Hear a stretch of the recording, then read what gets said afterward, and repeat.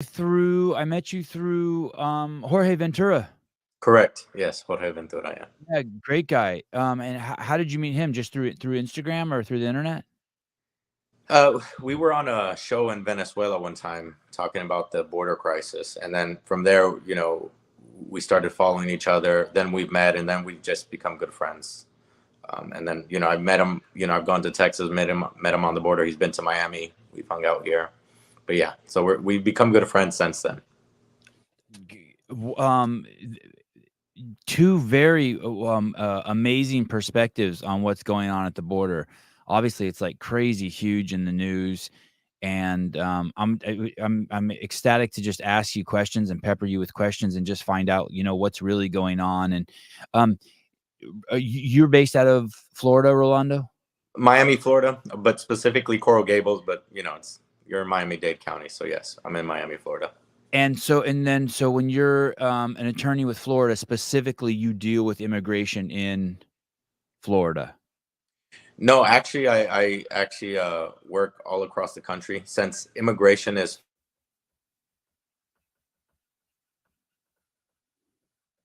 You work all across the country since immigration. Oh, wait. Sorry. Wait. I can't hear you. I lost your audio. Wait. I lost your audio. Now? No. That's weird.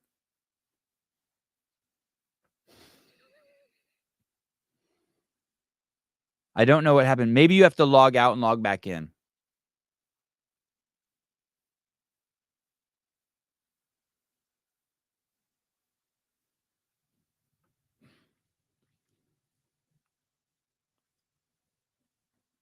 Maybe go out and come back in.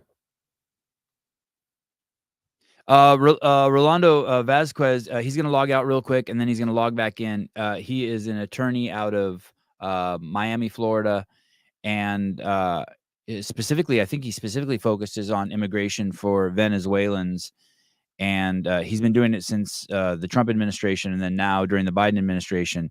And so he's going to give us a perspective on how things have changed, what he sees.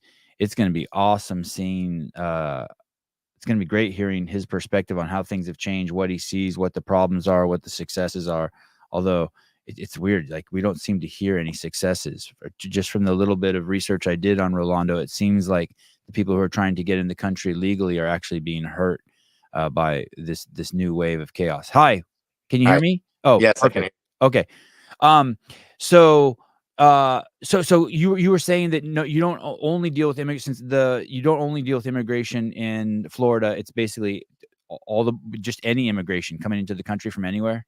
Correct. Since so just quickly, immigration is federal law. So as long as you're licensed in one state, you could practice within the federal courts or USCIS across the country. Obviously, I can't go to Texas and practice criminal law or some other law, but as long as it's immigration related, I can handle those cases in every state. And you've been an attorney since 2015? Correct, 2015. And when did immigration become your specialty? The first case I took was immigration.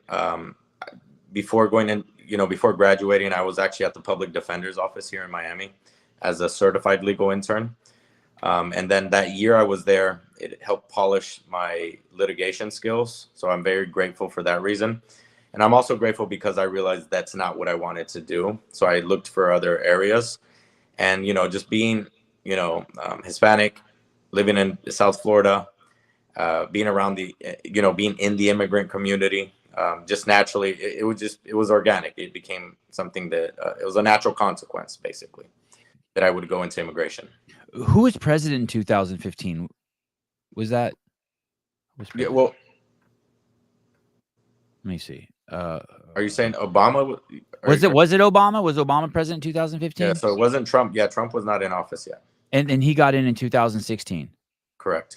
So since you've had this perspective as an attorney, you've seen some of Obama, all of Trump, and now what we're dealing with Biden. Correct. God, I love it that you have that perspective too. That's awesome. And Rolando, are you born and raised in this country? I'm from Peoria, Illinois. Okay. And your parents? My father is from Mexico. My mother's from Mexico, but my mother actually happened to be born right outside Chicago in Aurora, Illinois. but that you know, she just happened to be born there. Her older brothers were born in Mexico. They went back to live in Mexico, but then they came back over for work. My grandfather was working in the U.S. And were you raised in like in a Mexican culture? Like, did you have a very Mexican family with Spanish your first language, things like that? Correct. I grew up in a all Mexican community in North Georgia, in Dalton, Georgia. Carpet Mills brought a huge Mexican community, and part of the town on one side was just all Mexican. The other side was, you know, other, but American, you know? Yeah. And when you say to fall into the weeds here a little bit, carpet mills are like actual like factories that make carpets. Correct. The Carpet Mill. Yeah. So Dalton is known as carpet capital of the world. So you know, all the flooring, carpet, the majority of it comes out of Dalton, Georgia. And so they needed laborers, and so they were paying well. So the Mexican community arrived and they worked. And so and while living in that community, you met, just like I'm Armenian. Both my parents are Armenian. My dad's an immigrant. My grandparents on my mom's sides are immigrants. And when immigrants come to this country, they usually come and collect in areas. My family, Los Angeles, in areas where there's already immigrants who are established. And so you see the huge swath of different kinds of immigrants, right? You see families that come, people who've come illegally, people who came without their kids to try to build a better life and then send for their families. You've seen all the iterations of how migrants come firsthand. Correct. Correct. Yeah, I lived it. Yes. And I'm guessing your dad also, yeah, by lived it, maybe your dad sent back for his brothers and sisters or for his mom and dad once he was established, things like that, right? Yeah, I mean, they came over together. Yeah, one came over, then the others come over. Correct. That's usually how it follows. And growing up, what was your perception of why people come to the United States from Mexico? Just like as a child, what was your perception of that? For work, obviously, it just people. You know, there's something innate in, and the majority of humans is that they want to flourish. You know, they want to thrive. It's just something naturally we want to do. Not for everyone, obviously. And I say that because recently, you know, what I do as an immigration attorney is I protect people that are victims of Marxist ideologies. And these Marxist ideologies are actually do the opposite. They program people to not want to thrive, to have no ambition, you know, to have no hunger, to do nothing in life. But, you know, when I was growing up, everybody was just hungry to better themselves. They wanted better in life. And the place they were coming from, like, so most of my family came from, when I was a little kid, 5, they came from Lebanon, and they were escaping, you know, the periodic bombings. But of course they wanted better jobs, and they wanted freedom, and everything that they saw in the media is just everything was better here. Correct. The quality of life, you know, when you have children, I mean, I'm a father now. I want everything I do is for my children. I want them to be in a safe community. I want them to thrive. I want them to champion, you know, life in general. So, you know, I think it's just natural in humans to want that for their children and for themselves. So your earliest cases were around immigration. Can you kind of paint the picture of what one of those cases, or maybe give us like the 3 different kinds of cases that you would most commonly see? Like someone maybe came across illegally and they wanted to become legal, or someone came with their family and they gone through the application process. Can you tell us what the scene looked like in maybe 2016 to 17? Yeah. So in 2016, so let me give you some background. That's Please. Yeah. And you can treat us like we're completely ignorant. The more details and the more background, the better. Thank you. All right. So you know, being in Miami, there's a huge Venezuelan population here in South Florida. They're obviously fleeing, you know, these Marxist ideologies, the communist regime that took over. Largest migration, I think, of humans like in modern times is from Venezuela, right? It just scattering because shit got so bad there, right? Correct. Okay. Yeah, because again, Marxist ideologies, right? They go in and ruin everything for their constituents. So being in Miami, the majority of my clients at the time were Venezuelan. My wife is from Venezuela. She's now a U.S. citizen, but you know, she's from Venezuela. So at the time, most of them were coming in legally. They would come in with visas and then, you know, decide, hey, you know, I can't go back to my home country. My life is in danger, because there is political persecution. If you go out and protest, if you speak against the government, You know, they find ways to go after you. They have their henchmen that go after you. They have security forces that will go after you. They will torture you. They'll put you in jail, etc. Right? It's real. It's real. It's very real, of course. And right now in Venezuela, I'll digress in a minute. There's not a lot of crime because all the criminals their criminals just came through our border. But the one issue they are having is that they are being persecuted politically. They're still being persecuted politically in Venezuela today. So it's very real what happens. So during that time period, people were coming in legally. You didn't see too many people coming through the border, although it did happen, obviously, but on a much smaller scale. Not like what you see today, nowhere near what you see today. Rolando, what is the trip from Venezuela to the U.S.-Mexican border? How many miles is that? Do you know off the top of your head? From Venezuela to the Mexican border? No, it's hundreds and thousands of miles. Yes. Okay. And that would you would only do that if shit was really bad illegally. Yeah, most people wouldn't do that, and it's also dangerous. Mexico is dangerous, so yeah, most people were not doing that. So before, they were just coming in lawfully into the country. Then they would submit an asylum and go before an asylum officer. So everything was, for the most part, being done legally. Okay. And so someone would come to you. What would just your typical case be in 2016?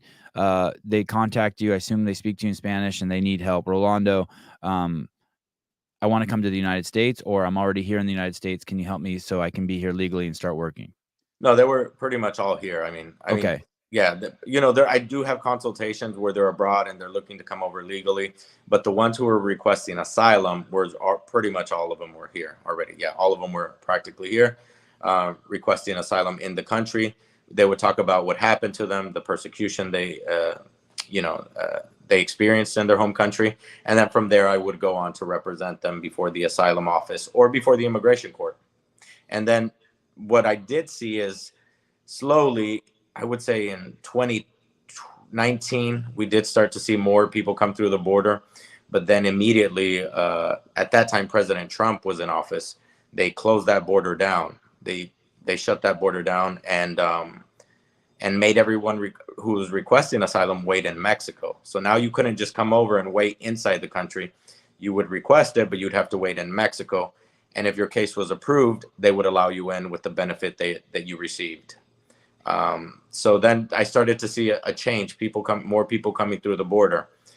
And then as quickly as the number started to rise, it was shut down by the Trump administration with all the policies they put in place. Then when the Biden administration took control, they rescinded all these policies. And then you just have the disaster, what we have now, which is essentially already an invasion. Like, that's what it is. We're being invaded. These people are not being processed. There's millions of people that were never even inspected. We don't even know who they are. We just know that they came in and they got away into the country. They're called gotaways. And it's in the millions. It's in the millions. Yes. So can you imagine if even if half of that or a fraction of that were terrorists and they were all assembling in major cities across our country to, coordinate some specific attack at a certain time? We wouldn't even know. Maybe our security forces know, but we wouldn't even know. That's the scary part. So during the Obama administration, if you wanted to come to the United States and you crossed the border illegally and they caught you, did they send you back then and you had to wait in Mexico, or you got to wait in the United States? So you would wait in a detention center. Normally that would be the process, but some people are released under parole or other forms of relief, or not relief, but like a supervision program. Okay. Maybe bond out, but for the most part, you were supposed to be detained and do your process while being detained, but that didn't happen for everyone. That's what usually happened during that administration. Is it equivalent to, and I'm not trying to be funny here. I'm like, honestly, is it equivalent to if someone broke into my house at 3 a.m, I woke up, I saw them in the kitchen, and instead of chasing them off, I made them a sandwich and I called the cops and I was like, hey, you can hang out, watch what you want on the TV. And then when the cops get here, we'll discuss it. And the cops don't show up ever, or not for 3 years. Is it like that now? Well, now, Yeah, I mean, essentially, yeah, they're just coming in. Yeah, they're breaking the law. So when you come in illegally, you're violating federal law. So yes, that's what's happening right now. They're And just they are just breaking in. Like, we have a country. I guess one of the characteristics of a country is we have a border. We have a functioning border that controls what is our country. The landmass that we're claiming is our country, and that it's basically irrelevant anymore, is what you're saying. yeah, it's irrelevant. And so under your analogy that you would wait for law enforcement to get there, but they never come. In this case, law enforcement is there watching them break in and actually assisting them in coming into the country. So it's still even more egregious than that. And by assist, this can you that scene is they're crossing the river, and our law enforcement will wait there and point to them the path to where to go and what buses to get on, etc. Yeah, exactly. Or, the state of Texas puts up barbed wires and then the federal government goes in and cuts the barbed wire and, assists them into the country. Well, okay. God, it's just so hard to believe. Although I've seen just tons and tons of footage, obviously, from Jorge Ventura, and I watch it on the news daily. And so through this process, when Biden took office, he basically told everyone right away, "Hey, on day one, I'm going to change the policy." And he did. Yes, that's what he said. And he did. He rescinded all the border protection. So, Tom Homan, who was the former director of ICE during the Trump administration, I saw him go publicly and speak. I think he was before Congress, if I'm not mistaken.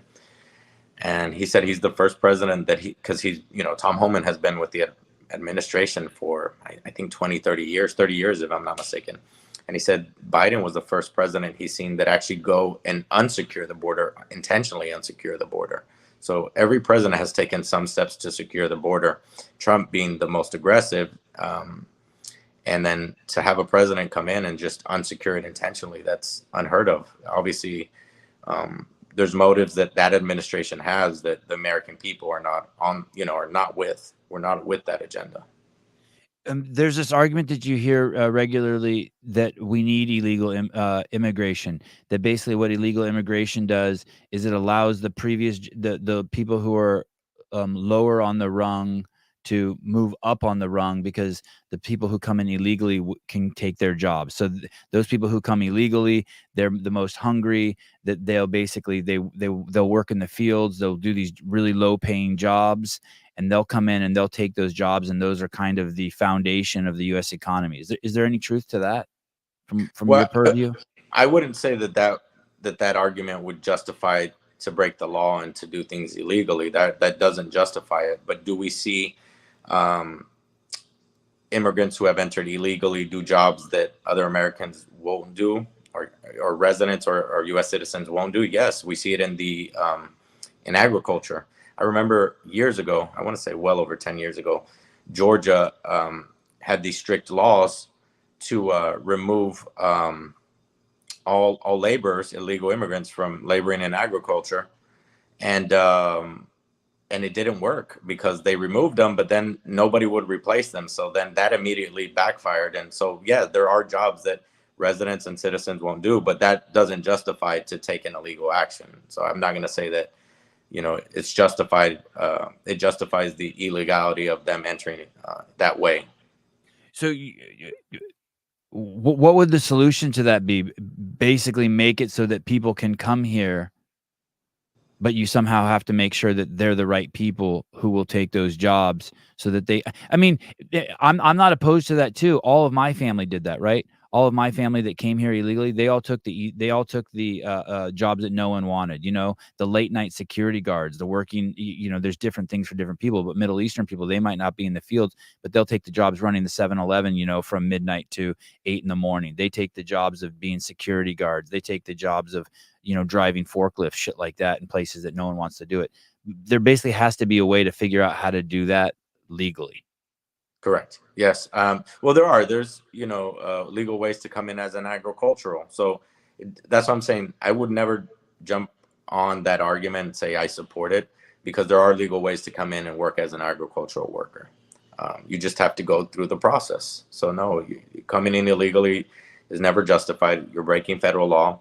And there's, if you do that, you're not respecting the United States. That's what it comes down to. We have to respect the United States. But there is some validity to it, because, like what we saw in Georgia. Like, if we just shut down all illegal immigration, the agricultural community would suffer. Well, I wouldn't say shut down illegal immigration. What I would say is just, you know, you got to be careful what industries you attack, because the the ripple effect, on the economy as a whole, it will take its toll on the economy. Gotcha. And just in general, like other things than the economy. And you, I guess you bring up a good point. Those people that they attacked, they were already in jobs. If you're going to have resources to stop illegal immigration, do it at the border. Don't go to the people who are already participating in the economy. Correct. Yeah. Well, yes, I think you have to be very cautious, because there are jobs that, like I'll repeat again, residents and U.S. citizens will not do, and it's already been proven. So to that extent, there's nothing you can do there.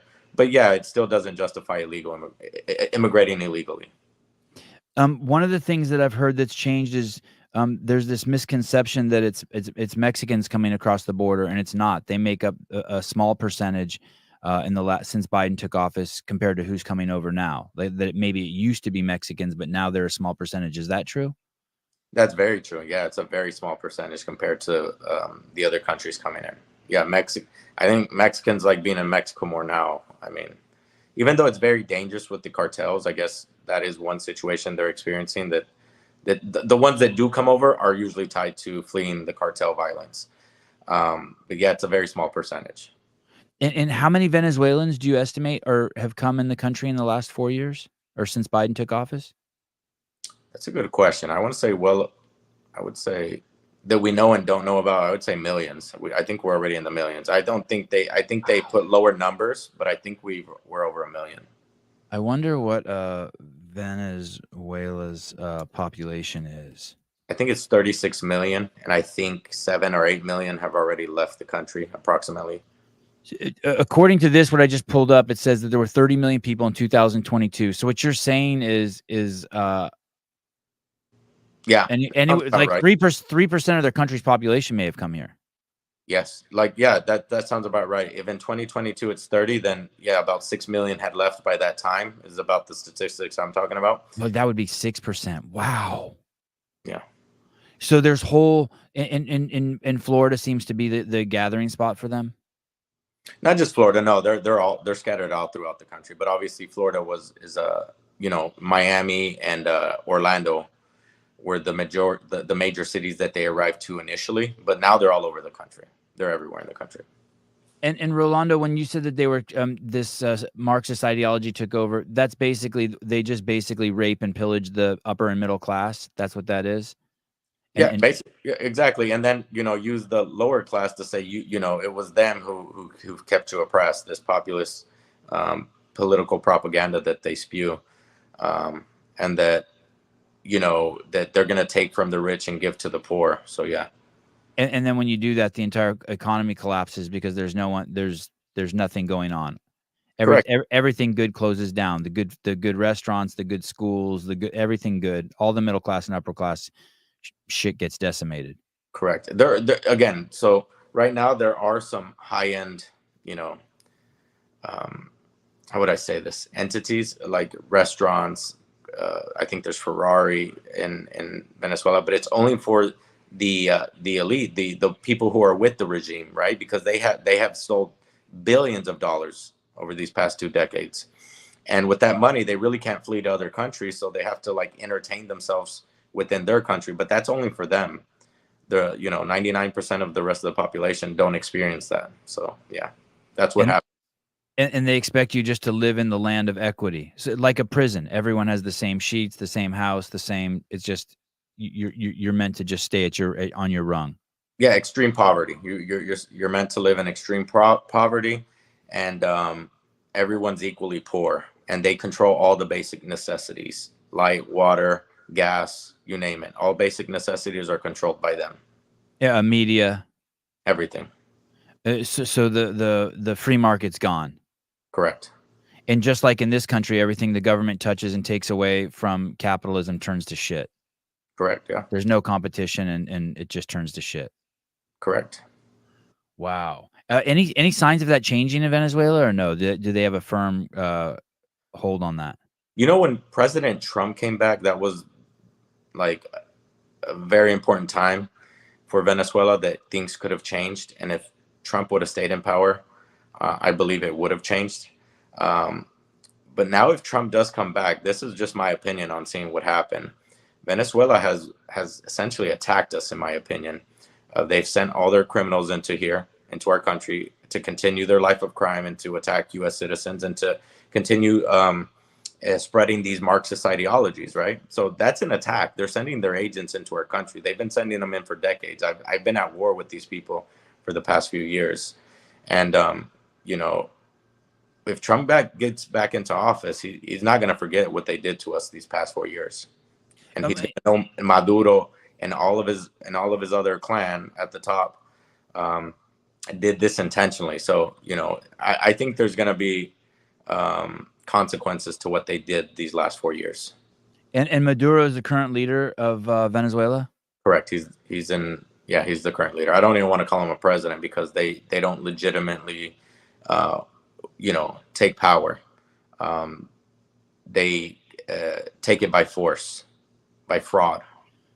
How do we know that they're I mean, because that is what the media is reporting, that basically they opened their insane asylums and their prisons, and they told, what I heard is they told these people, hey, leave Venezuela and go to the United States, or we're going to kill you.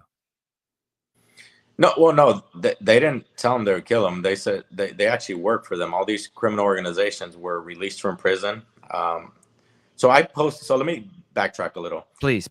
I have a significant following. I depend, you know, it's all relative, right? But I have about 155,000 followers on social media at Rolando Vasquez Law. I have a few accounts. I see the one I have here is at Rolando Vasquez Lawyer. Okay. That one I don't have as many. That's a backup account. But on my main account, I have a significant following, but millions of people follow me and see what I post. So the last few years, I've been posting about all of their agents who they've sent here. And actually, I actually sued one of their agents that's been here for almost 20 years now. She attacked me. They tried to disparage my name. I sued them. They've threatened to kill us. I mean, basically what I've been doing is putting them on blast, is, you know, the colloquial term, but I've been, posting them on my social media and exposing them for the criminal activities that they've committed here in the United States. And as a consequence, they've attacked me. And so if people want to say, hey, have they really been sending agents? Go to my social media. I post it all the time. There's content there, and I show their names. I show their photos of them in Venezuela as agents of the regime.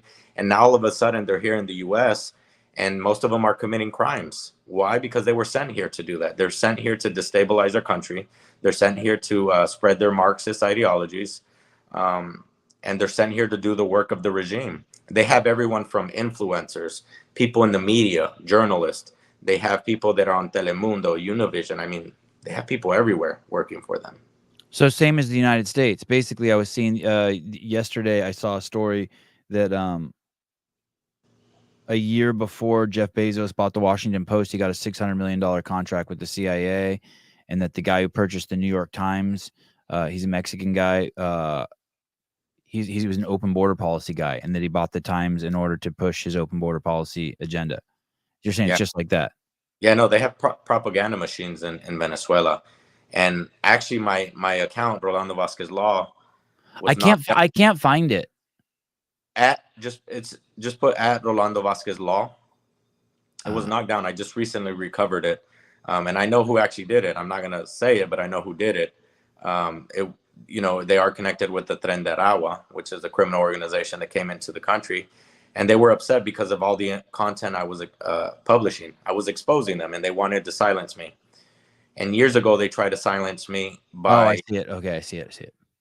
Years ago, they tried to silence me. They went on a smear campaign and said that I was stealing from illegal immigrants and that I was harming immigrants. And one of Hugo Chavez's ex-girlfriend was the one who initiated the attack. It didn't work out for them because obviously it turned out everything was a lie. So that didn't work for them. They're now being criminally investigated. And so now they sent their henchmen, their goons, to start threatening to kill me. me and my family. And I've been dealing with these people for the past since 2021. So it's a very real thing, and people need to understand these people are not joking. We need to take them serious, and they're in the country and they're here to harm us, and people don't see that. What did you do? What was the catalyst? I'm not sure what that made it so they felt threatened by you. If you were just helping people get legal entry, what would their problem be with you? I mean, obviously you don't align with them ideologically, but Well, what well, precipitated the butting of heads? well, there's many things. I think there's many factors here. Well, one of them, like you just said, I was actually helping those who are really, how would I say this? People who really suffered persecution, who are against the regime in their home country, right? Mm-hmm. So if I'm helping the people that they're against to come lawfully to the country, that doesn't go in line with their agenda. The other thing is I've always spoken bad about their leaders like Hugo Chavez, Nicolas Maduro. And one thing that Americans need to realize about these people, what they call Chavistas, these communists from Venezuela, is that they put Chavez over God. So there's a saying they would say in Venezuela, they would say, Chavez, God, and my family. They would put this guy over God. So imagine now me, disparaging him, talking bad about him. Imagine how much hate they have for me. You know, do you see that? Yes. And so there's many reasons. And so one of his ex-girlfriends actually attacked me. They coordinated an attack, and they said, we're going to take away Rolando's license, because Rolando has this platform and he has this respect because he's an attorney. Let's take away his license. Let's, and take all that away from him, so nobody believes him, and we take away his credibility. Well, they did an organized attack. They filed, at this point, it was like 30 bar complaints. They were reviewed by the Florida bar. They were closed down. They were actually caught lying. And then there was actually a criminal investigation that ensued because they extorted me. They were actually extorting me for money. They wanted money from me in exchange to stop the disparagement.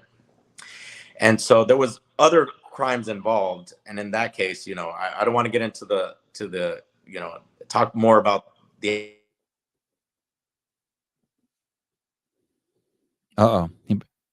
No, maybe go out and come back in again.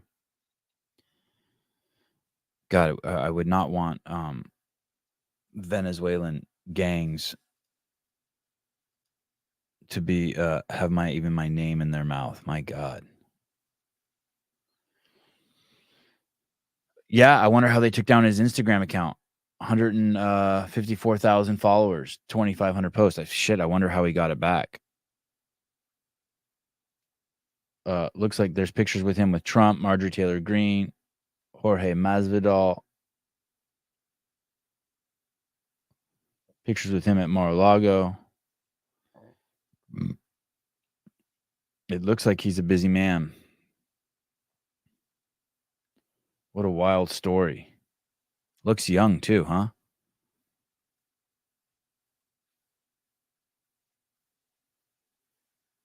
I wonder how expensive it is. Hey. Okay, can you hear me? Okay, good. Yeah, perfect. So basically you're saying shit got chaotic for you on every level. They attacked you, your occupation and your well-being. Correct. They attacked my wife in person. There's been 2 events already. One guy, cut my wife off on the road, mafia style, and threatened to kill her and the kids in the car. And man, it's been out of hand. And wow. So now we have, luckily, security forces here in Florida and on a federal level are now involved. But, these people are not joking. Look what happened to the girl in UGA, Life and Riley. That happened from one of these criminal organizations, this member of the criminal organization, Tren de Aragua. They're all over our country. You're going to start to see kidnappings. You're going to start to see dismembered bodies just found all over the place. And people are going to be like, where's this coming from? You're going to know where it's coming from. It's these groups. This is how they operate. I know in Orlando just last week, there was a lady kidnapped with a guy, I think he had an AR-15, kidnapped her from a car and they found her dead. This is this is going to be commonplace in the United States. People don't understand what we're dealing with. And I've been exposing this for years, and they wanted to silence me. And nobody really caught on. And it wasn't until they actually started beating up law enforcement. They killed this poor girl at UGA. and then all these other criminal, all these other criminal acts that they've been, acting on within our country. Now people are like, oh, they're serious, and it's like, no, I told you guys they were serious, and I told you for years you need to close that border down because they're coming in by the thousands. And now their criminal operations that they had in Venezuela, Colombia, Ecuador, Peru, Chile, they expanded everywhere. They brought that same business model to the U.S. and they're already open for business in our country. That's what's happening. It seems so obvious to me, although I'm open to it being brainwashed, because I mean I haven't been to the border, but it seems so obvious to me. Why is the left so lost in this? Why are they okay? Are they just waiting? Do you think that they would change their mind if it was their daughter or their son who was killed? Is that what it's going to take until the bad guys roost in their neighborhood? Well, yeah, yes. Unfortunately, I think until it hits home to them, but also, it's part of the left's agenda that this happened. Like when I talk about leftists, I've dealt with this for years as an immigration attorney. Again, I go back to what I initially said. I protect people that are victims of Marxist ideologies. These are what are known as leftist ideologies, and it's part of their agenda. They want this to spread, these ideologies to spread all across the world. And the United States is really one of the last places that we're standing our ground. Thank God to the people who are not leftists, those conservatives that we talk about. I mean, and we're, a big difference is, as opposed to those other countries, we're armed in the United States. In Cuba, Nicaragua, Venezuela, all these other leftist countries, these people are not armed like we are. That's why they were taken over so easily. So when people start to attack the Second Amendment, they're obviously with that agenda, because they know that once the constituents in the United States are not armed, they could just take us over in, overnight, essentially.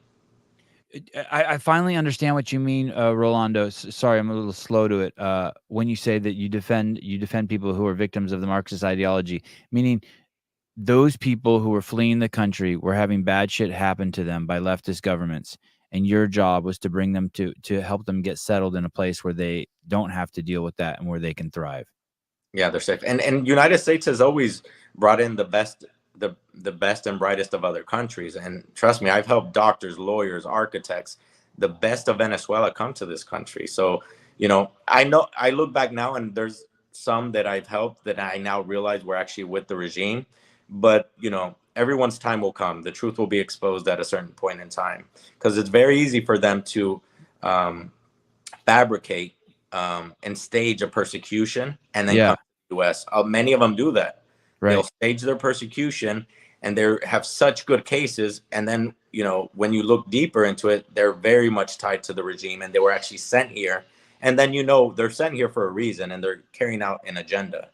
And so I've seen that happen as well. But trust me, I know, and I have a lot of faith that these people will be exposed and will be handled accordingly. And I like the reframing of it.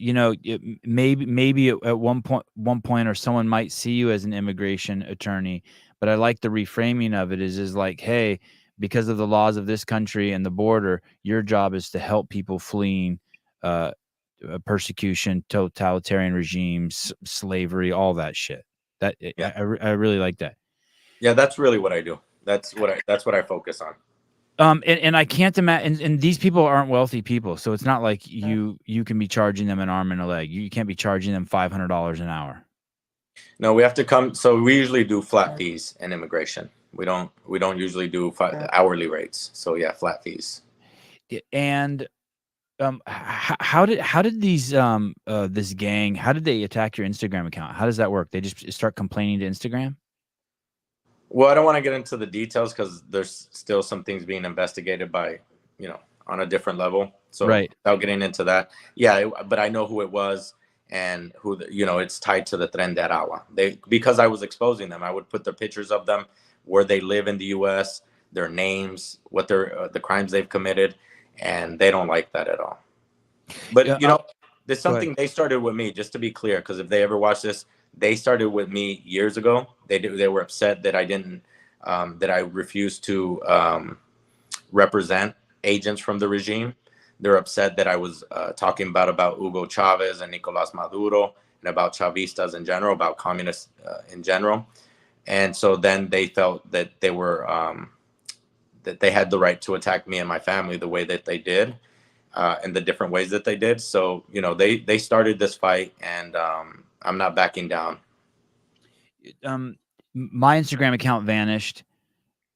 I don't know. It's vanished a bunch of times, but one time it vanished.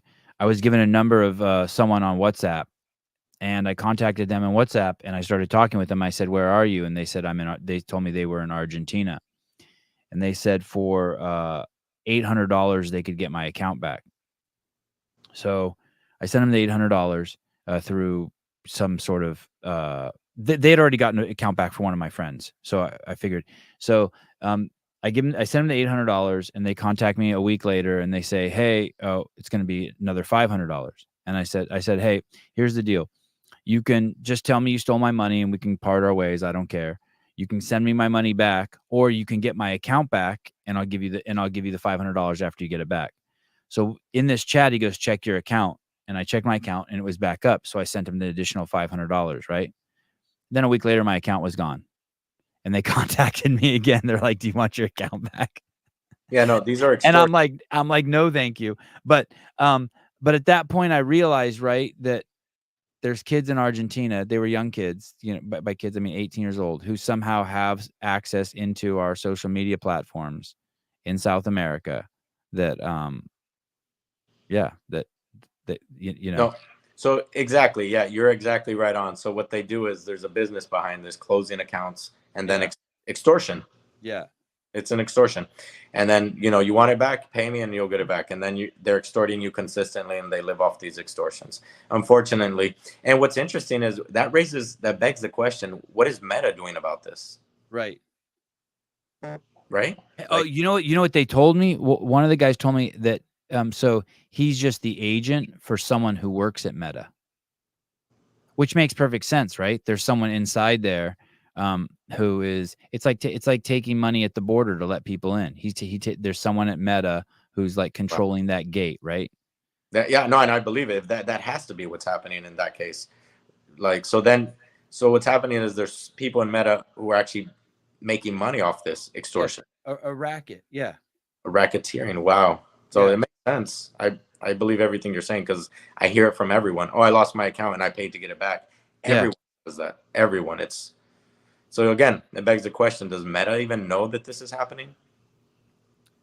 It's wild. So basically, you did get your account back. Yes, it took about a month, but I was able to recover it through the channels that they give you. But you know. Oh, you did use the official channels. Yes. Wow, wild that you got it back. Yeah. Did you have hope that you would get it back? Yeah. Yes, I had hopes, and I didn't think there was no reason to believe I wouldn't get it back. I did nothing wrong, you know. I wasn't doing anything wrong on it. And you know, the last email that I got from Meta is that, you know, I never violated any of the guidelines or community guidelines. So yeah, I didn't do anything wrong, but I guess they somehow attacked it or reported it. I guess they had to investigate, but it was good. But again, that's what they do. They'll go. They won't stop until they, you know, silence me. They want to silence me. So another thing I'll tell you is I get death threats through direct messages saying they have this tren de Aragua, that they have the green light to kill me, and that they're going to act on it. So we'll see what happens. They actually tell you that? Yeah, all those reports go to law enforcement, you know, and to different agencies. So, God damn. That's why America doesn't know what we're dealing with, or they do, but we need to put pressure on our federal government. Said that enough is enough. You need to start going after these people. But at this point, it's so many. Like, it's such a tall task now, and every day it just becomes harder and harder to believe that we're going to do it in a short amount of time. There are millions of them. And it's not just from Venezuela. They're from all over, terrorists from all over the world that have just come in. All with maybe their own separate agendas. I guess separate, but I do think there is some group that organizing an overall plan, just based on what I've seen and based on, you know, what I know. Yeah. Let's say Trump does get elected and he does start to enforce the law of the country, and he does start collecting the illegal aliens, what does that look like? I'm assuming that would be a booming part of the economy, collecting people and Well, caging them. well, no, we would need to get them out as soon as possible. I don't know what they have in mind, what the what Trump has in mind, or what his future administration would have in mind. But whatever the case is, we either need to prosecute the ones that came in and that have committed crimes, and then get them out. But and have or secure our border again the way Trump did. But we need to get them out the country. We're safest when they're not in our country. How is your business doing now that people see so many people coming illegally? Are like, fuck that, I'm not even going to use a lawyer, I'm just going to just stay here illegally? I've always had filters, especially since my position is so firm and clear cut on who I will and will not represent. So I'm very well known, my business does well, and that's me excluding a lot of people. If I had a business model to take anything and everything, obviously it would be I'd be in a different situation, much different situation. But I'm happy where I'm at. I'm happy that I'm doing it ethically, and I'm morally keeping true to myself. So there's still people who want to do it legally. Do what? Sorry. There are people who still want to do it legally. Yeah, there are people who want to do it legally. And, there are people that I represent that come to the border. Again, people coming to our border to request asylum is nothing new. This has happened for a very long time, even before I started practicing. And I have to, really decide who's telling the truth, or look to see who's telling the truth. I have to have a filter, and I do my best to do that, to filter out the ones that have legitimate claims and that are really requesting a help. That's what our laws are for. I have the job to balance, what's right, and then also adhere to what the spirit of our immigration laws are, our refugee laws are. So I still want to help those that are really refugees, and I don't want to be in a situation where I say, well, I'm not going to help these refugees because of all the other bad people. I don't want the good people to suffer because of all the bad. I have to do my filter, and handle the bad the way I do, and really seek to help out the good.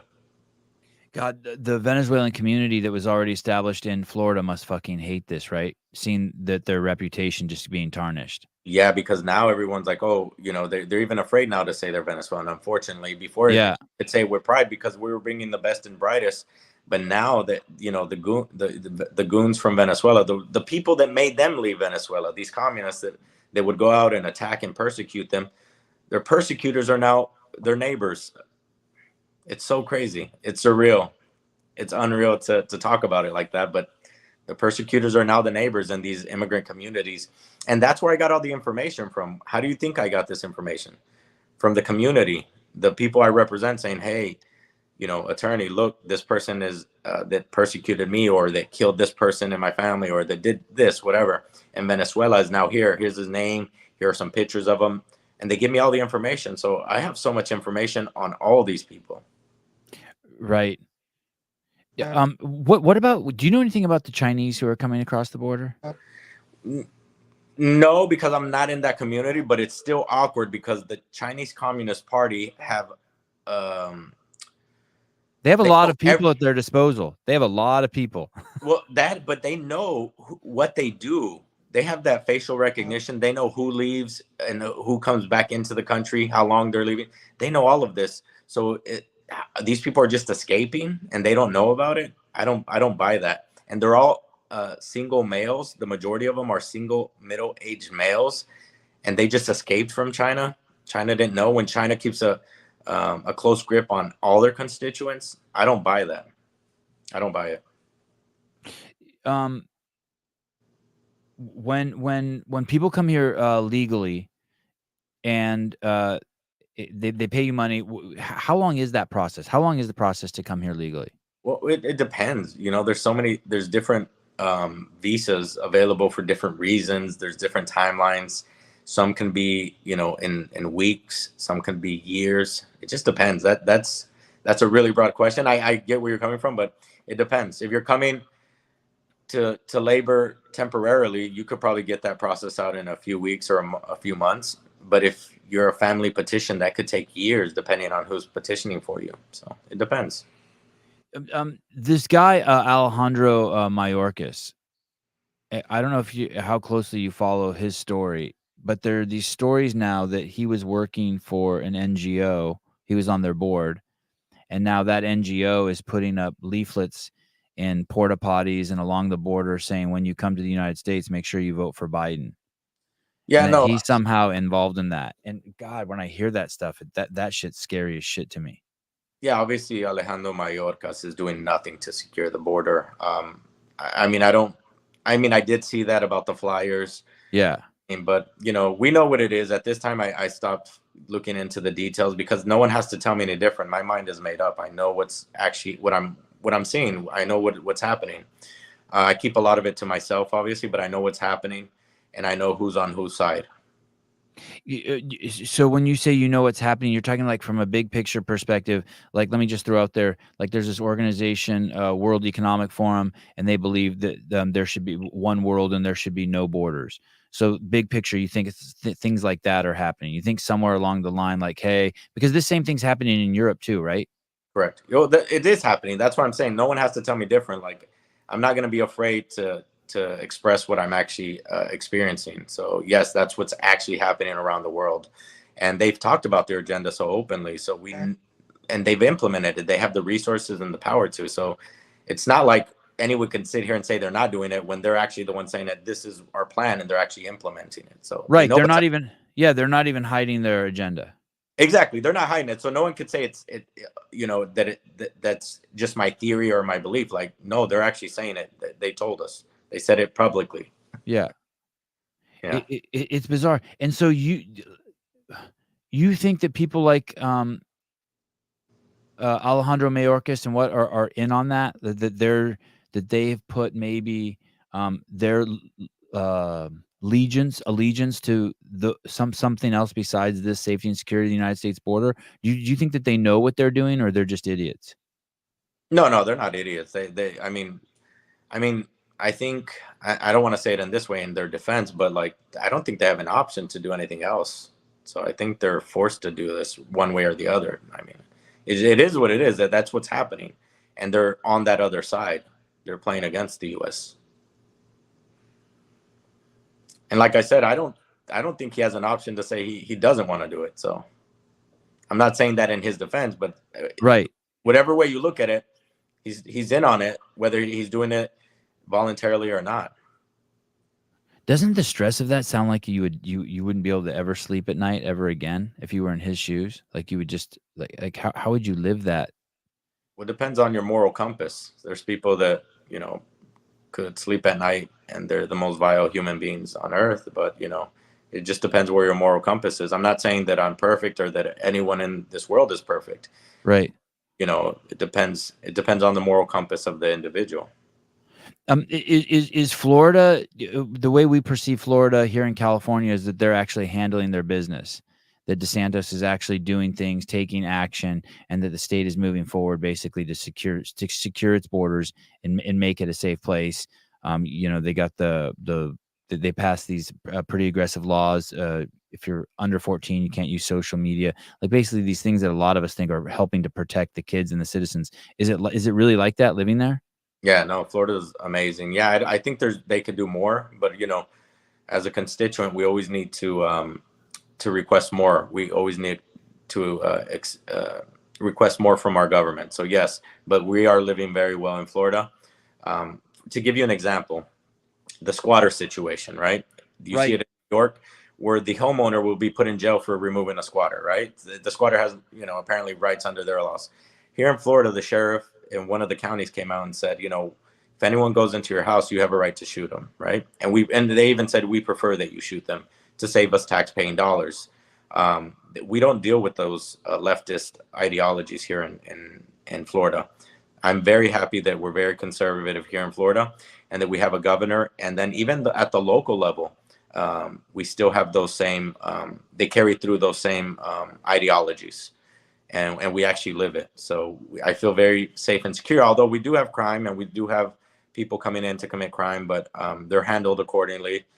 But yeah, it could be better. Yes. We always can do better. We always need to keep that mindset. We can never be complacent, but we're doing very good here in Florida. And I could never imagine living anywhere outside of Florida.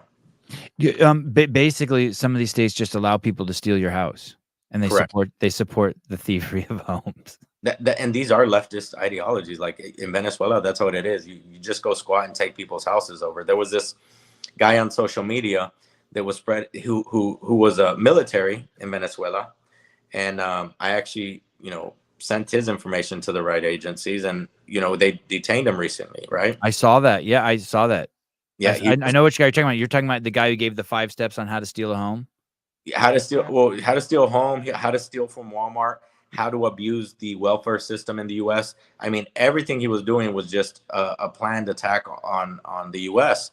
And then when you look further, I was given information of him in military uniform in Venezuela. He even said it publicly in like Univision. They had people from Univision interviewing him as if he was some type of celebrity, and like trying to clean his image.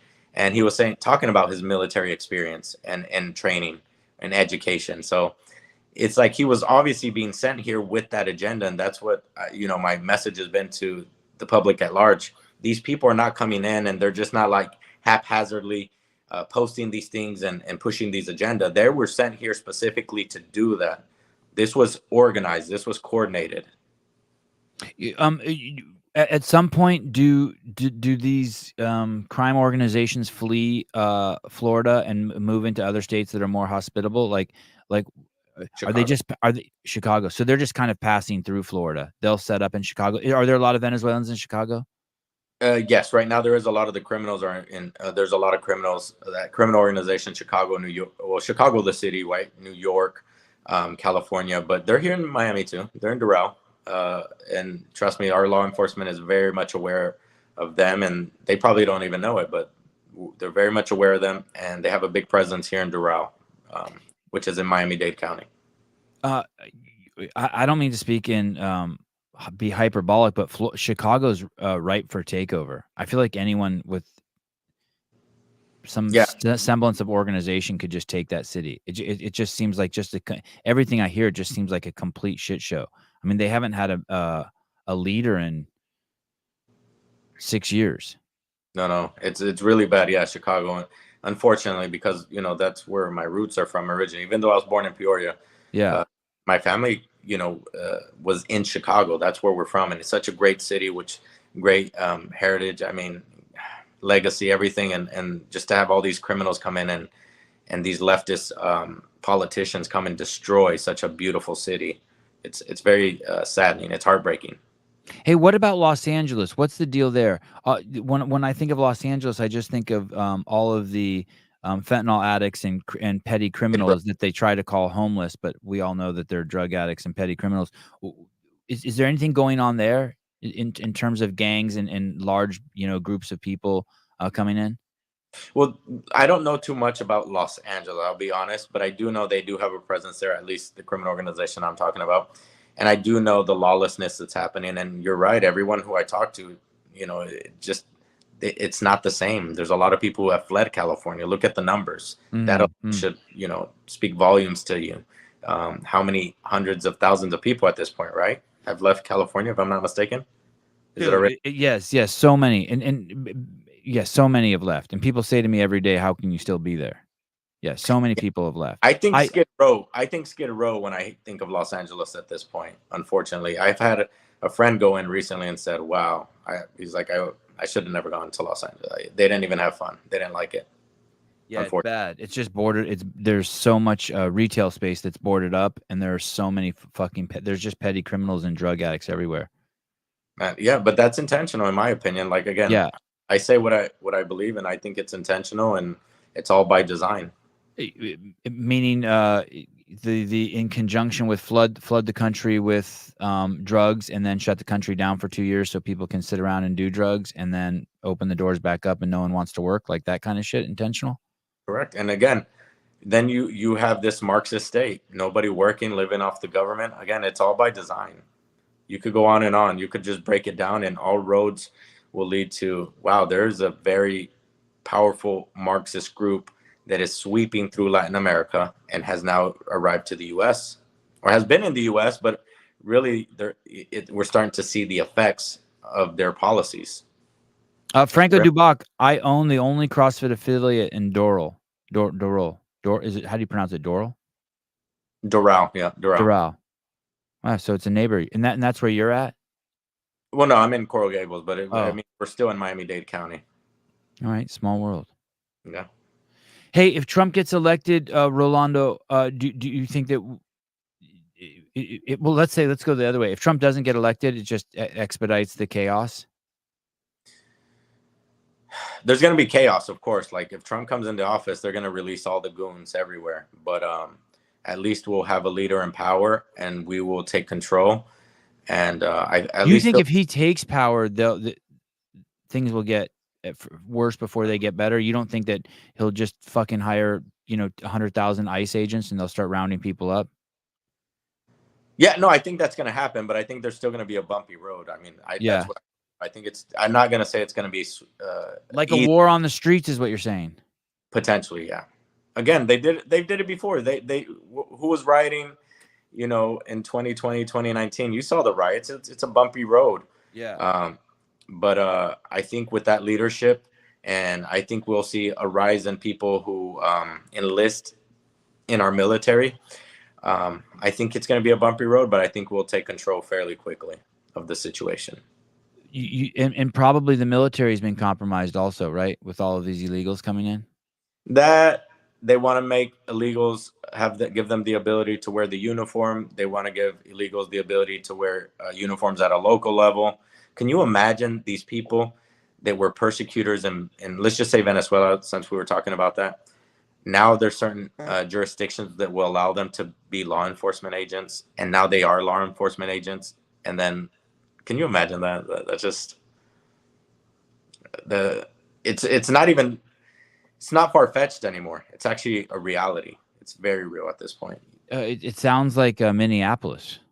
Correct. Or Chicago. I think Chicago passed that. Illinois did that. Non-citizens become law enforcement. I think Los Angeles, maybe not the city. I think you're right. I think it did pass in Los Angeles. Yeah. That's how. That's how desperate. I mean, basically, there was a full campaign here for 2 years. George Floyd's ODs on fentanyl, and ever since then, cops are afraid to do their job. I mean, in a nutshell, that's basically what happened in California. And so they stopped and then all the DAs aren't charging people. There became we live in a class society here. It's just open war on fucking white people in California. They're attacking themselves. Everyone's attacking them. It's crazy. It's okay to say, hey, I didn't hire you because you're a white male now in California. It's legit.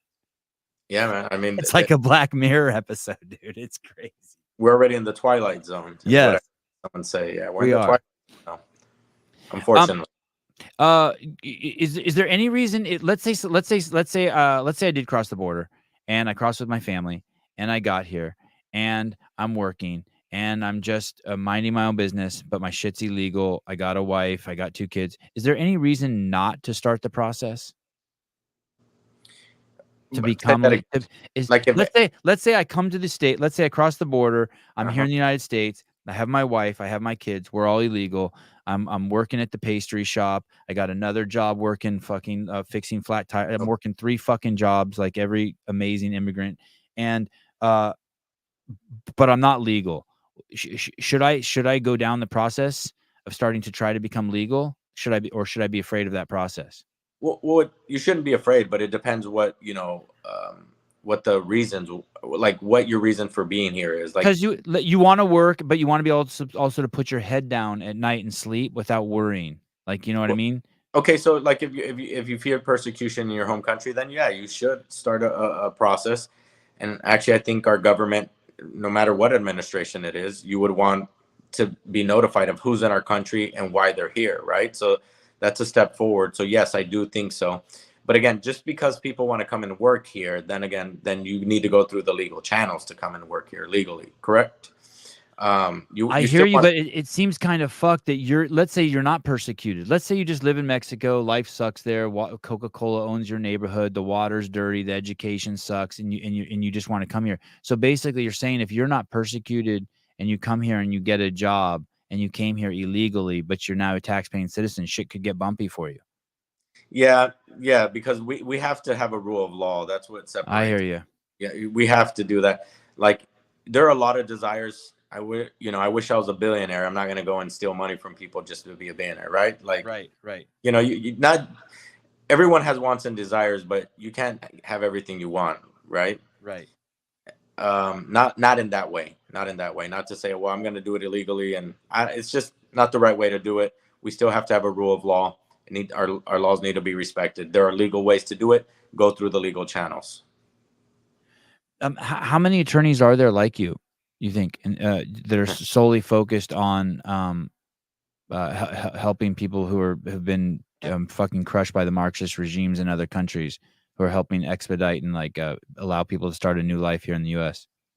I'll say I don't know, because Okay. I keep to myself, and just to be respectful to my colleagues, and not even, no matter what I say, I don't want to seem like I'm disparaging a colleague of mine. That's never what I want to do. So I'll just say that I don't know, but I have my beliefs, and I keep true to my beliefs all the way in through my practice. Yeah. Dang, dude, you're a good dude. Thanks for what you're doing. Thank you.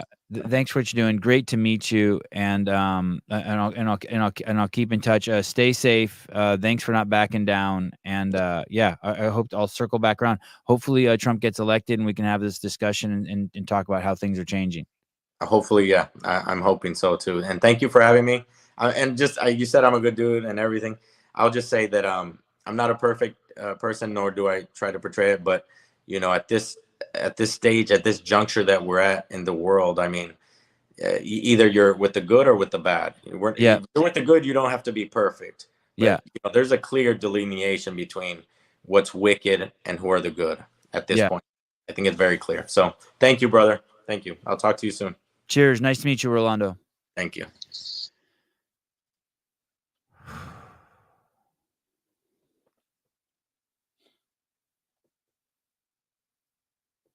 Oh, man.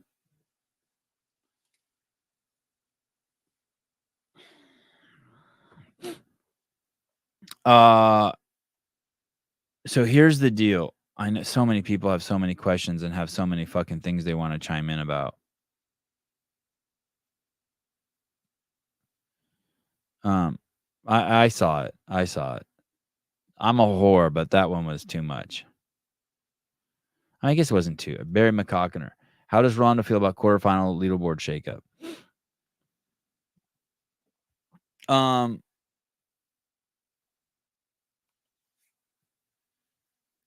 want to play something for you guys here.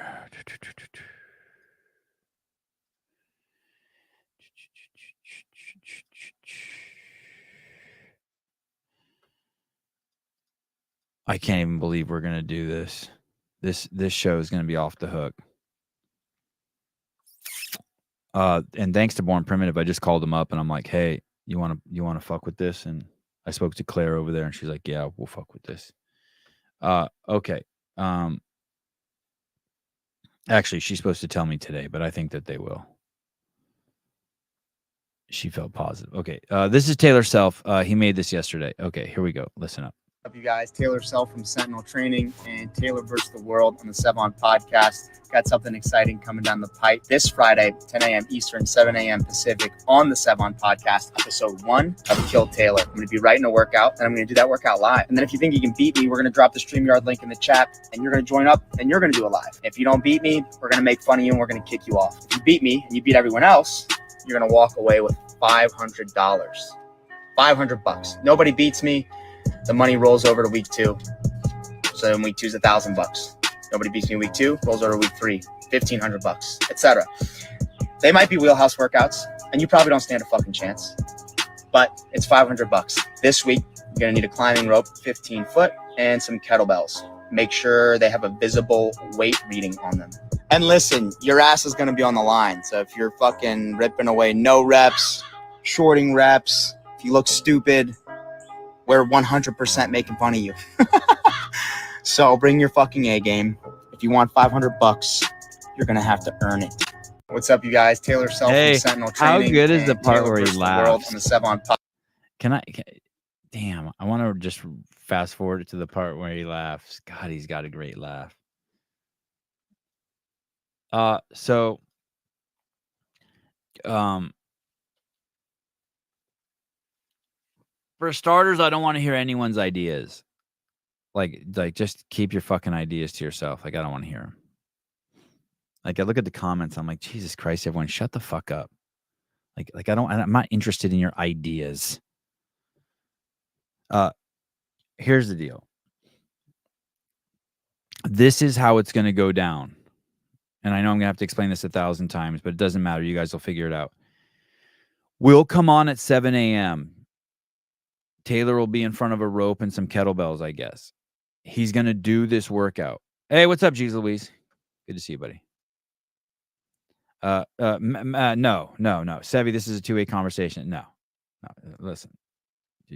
Send dick pics and nudes. I don't want to hear anything about your ideas around this competition. Like, let us just get a few off the fucking ground. Now I remember when I used to work at CrossFit, Dave would say something. I'd be like, oh, yeah, and we can do this. He's like, can you just leave my fucking ideas alone? Now I get it. Why he said that. Okay, so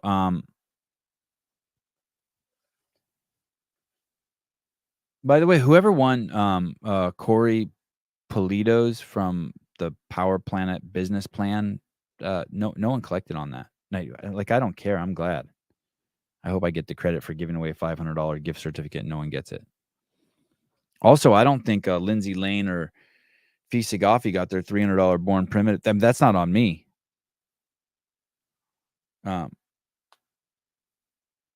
Anyway, back to what Taylor's doing tomorrow. Tomorrow's going to be fucking wild. We're going to do this every week. It's going to be on Saturdays. I'll tell you what I think I know. It's going to be on Saturdays at 10 a.m. Pacific Standard Time, 1 p.m. Eastern Time.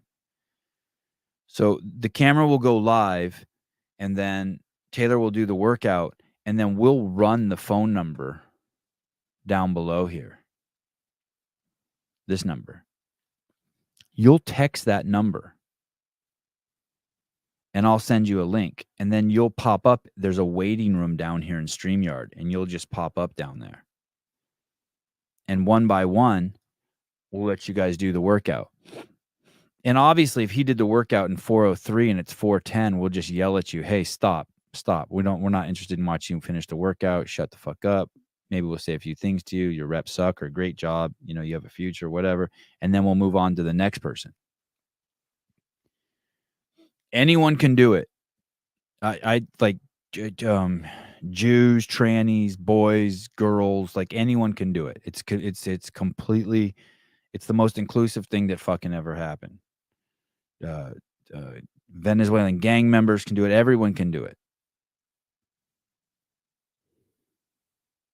There's no, you could be a fucking libtard and do it. Anyone can do it. And then you could be from Canada. Doesn't matter. White dudes can do it. We would prefer white men didn't do it, but we already got our white man. But even white middle-aged men, yeah. So then, are we ignoring the leaderboard? Dude, you should see this fucking thread I'm in regarding the leaderboard. I'd have to bring someone in because I don't care.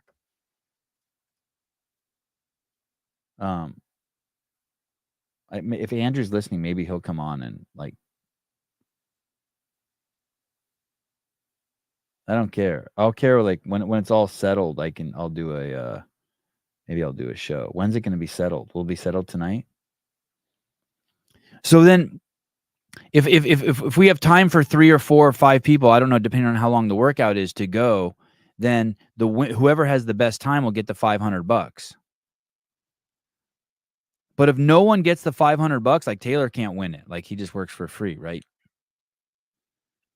So then it'll roll over to the next week and it'll be $1,000. And then if no one gets it the next week, it'll roll over and it'll be $1,500. And so that's it. That's the whole premise for the show.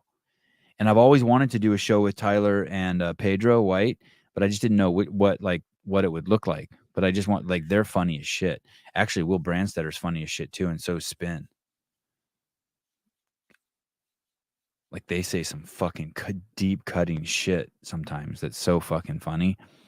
So, but I think it's going to be Pedro and Tyler, and then Hiller will be the judge basically, and then me and Taylor will also be there because Taylor will stay on the show and we'll just rip people, or not. Maybe people don't need to get ripped. Yeah, James Sprague. Anyone can do it. Listen, anyone. I mean, everyone and anyone can do it. You don't even have to be a CrossFitter to do it. I'm telling you, you could be a dwarf and do it. You could have one arm and do it. Like, it doesn't matter. Anyone can do it. Anyone can come get some. I mean, we're setting it up so you can't win. So yeah, I hope Laura Horvath does it. Me too. Yeah, Mikey Swoosh should do it. Hell yeah. But the way this show works is, I think it's gonna. I mean, I think it's gonna work. I mean, it doesn't matter. I mean, it's just gonna be like, it's like high school. It's just gonna be clicky, and I was gonna tell you, I'm not gonna pick my friends. I'm just gonna pick them in order. I'm not. But yeah, I'm gonna fucking totally pick whoever I want, whatever, however I want. It's totally, the whole thing is cooked. The whole thing is cooked. So, oh shit. Oh shit. Listen, you guys. All right, fuck it. I won't preface it. You guys ready? Here we go. Andrew Hiller. What up? Spin me some poetry, Andrew. Spin me some poetry.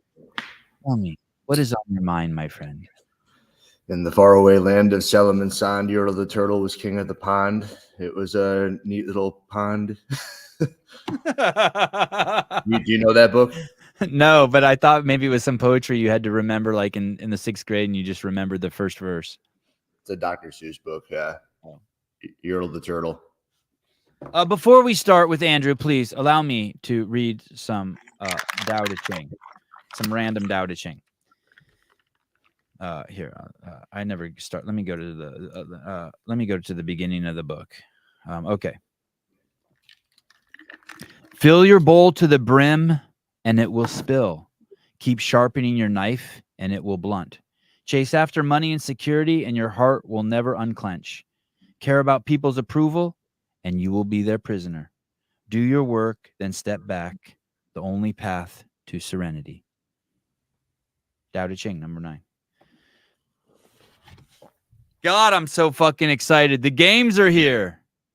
The chaos we've inserted into the narrative. Are you excited about tomorrow's show? With Taylor? Yeah. Hey, that little ad was good with the background music and the cadence. It was good. Brandstetter. That makes sense. Genius. Okay, so you're doing the rope, huh? Yeah, against your advices. It's okay. Hey, it's probably good. But I like it. It was funny because Taylor called me and he goes, "Hey, should I switch?" I'm like, "Hey, dude, I respect Hiller so much," and he goes, "I respect the shit out of Hiller too," and I go, "But you should just do whatever you want. Like, I don't even care if no one signs up to do it. Fuck it, it'll roll over $1,000 the next week. Yeah, right? I don't want to give the fucking money away." Okay, so quarterfinal workouts were submitted. Let me start. The leaderboard is not settled, right? No. But we do know, because from our thread going crazy, the network's fucking buzzing.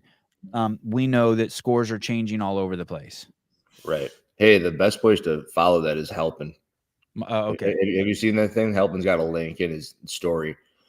No, but I also saw Craig Ritchie had some really interesting stats yesterday too. I'll bring those up at the end. Did you see his video where he was showing like the different, like how good you have to be to get through Europe versus the United States? Oh, I did see that, but I didn't see that on his. I saw that somewhere else. Like Europe's much more challenging, right? Yeah, he may have taken that from someone, but it was pretty cool. Okay. So Halpin. So let me paint the picture here. So and then you tell me where I'm wrong. So basically, everyone has submitted their quarterfinal scores. They're in, and now CrossFit is going through and tallying and validating the scores and invalidating the scores. Right. And so we had this original leaderboard, and I'm really glad they're doing this because it adds a lot of drama and excitement, and we're seeing it move in real time, right? Like you could be like what Sydney Wells was in, and now she's out. Correct. And that's great. That's great drama, right? Yeah, it's great drama. That's one thing it is for sure. I mean, it's fun. It's giving Jake Kazan is so hot. Yeah, you should see his wife. What? That's kind of random, no? He is good looking, dude. He's got a crazy beard.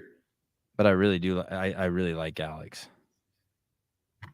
Okay. Back as focus, Sevi. So there's all sorts of movement, but on top of that, the community has always seen you as the guy. And when it comes to reps and legitimacy, and there was this buildup and all of these pieces that you went to William Leahy, who was a complete shit show last year, and you were going to be present in his quarterfinals to make sure that he could get through it without a hiccup. And then all of a sudden we see that there are some hiccups in his, some of his movements got docked by CrossFit. First of all, do you agree with CrossFit's docking of his? I'm not going to comment on that until the appeal's done. Okay. I kind of explicitly left that out of the video too. I don't know if you saw that video. I made one pretty early. I saw like probably the first 5 minutes of it before I came live. I tried to rush it in. So I wanted to. The point of that video was to. Like, are you shaking? By the way, are you shaking?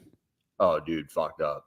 That sucks. Yeah, I've never seen you get shaken. Like shaken, like you stole something and you got home and the cops are at your door and you're like, fuck, like you want to throw up.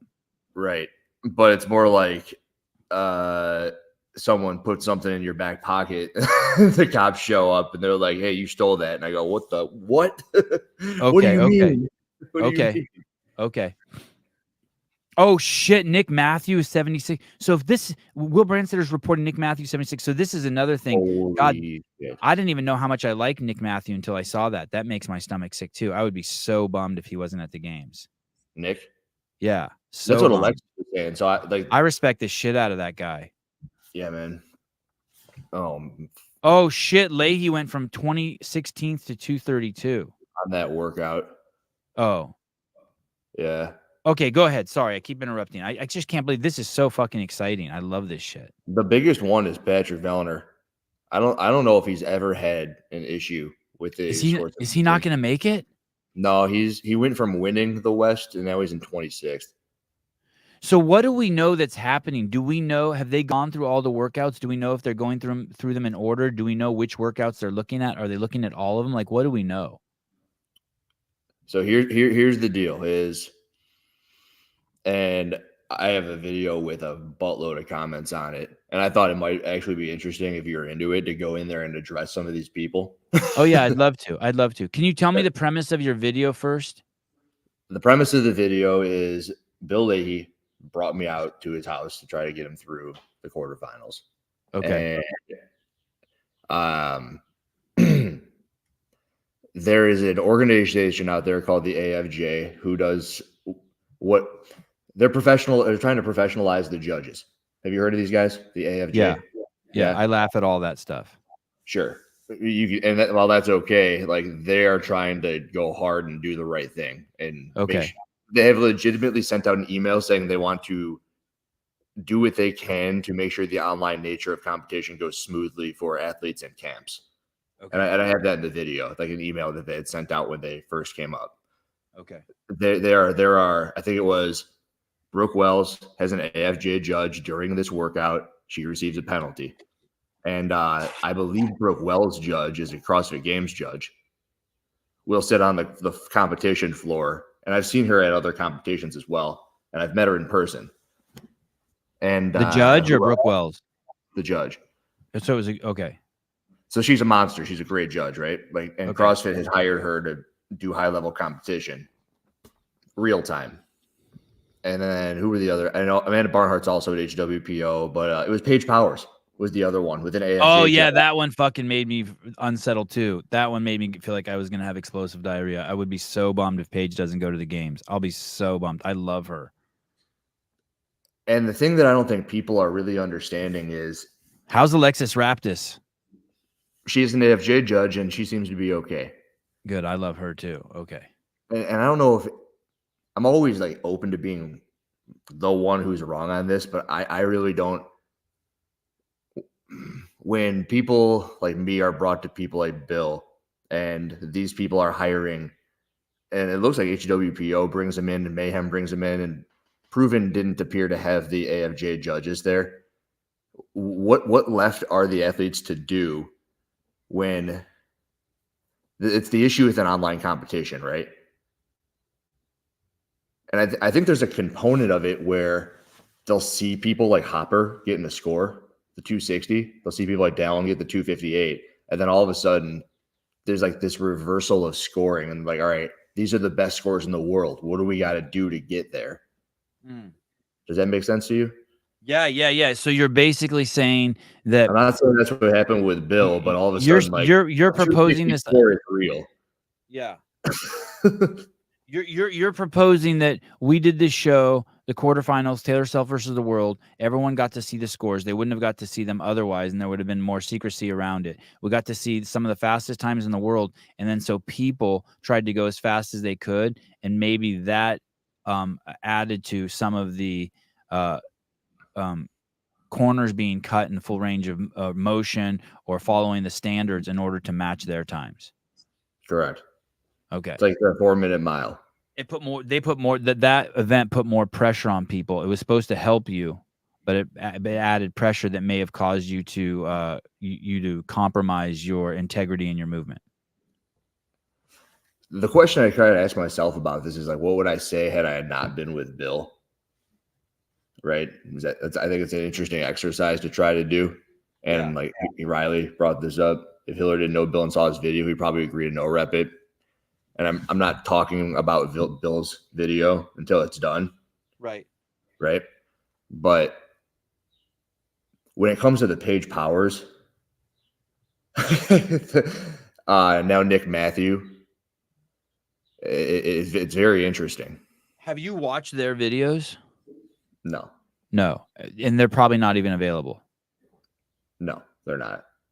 But you're saying that so many high-level people are getting dinged. Well, let me push back on you. Let me push back on you a little bit. Wasn't there an open workout where everyone would was there a deadlift in the open or something where everyone should have gotten pushed back on? The head position in the open. Yeah. So basically, do you think that that's what we're seeing? Pardon me? It's the athlete and the judge. That's what they always say. But the thing is, when you bring in these judges and you're like a Paige Powers and you're with Mayhem and you think you got God Almighty behind you, the CrossFit Games official judge, you're just going to do what they're allowing you to do. Same thing goes for me and Bill's situation. Will you tell us at one point? Will you break down Bill's workouts and say where either they fucked up or you fucked up or Bill fucked up? Like, will you examine that closely publicly at some point? Yeah, it's up to Bill. Okay, and it's up to me, and it's up to the process of it. Like, what's the best idea? Right. I think it would be cool. Yeah. And you went really hard. You've gone really hard for years to where you're standing on this kind of. Me. That's me, dude. Yes, that's me. Yes. I am the one going hard, not CrossFit. Right. That's the fucking issue, though. Okay, so there's two things here.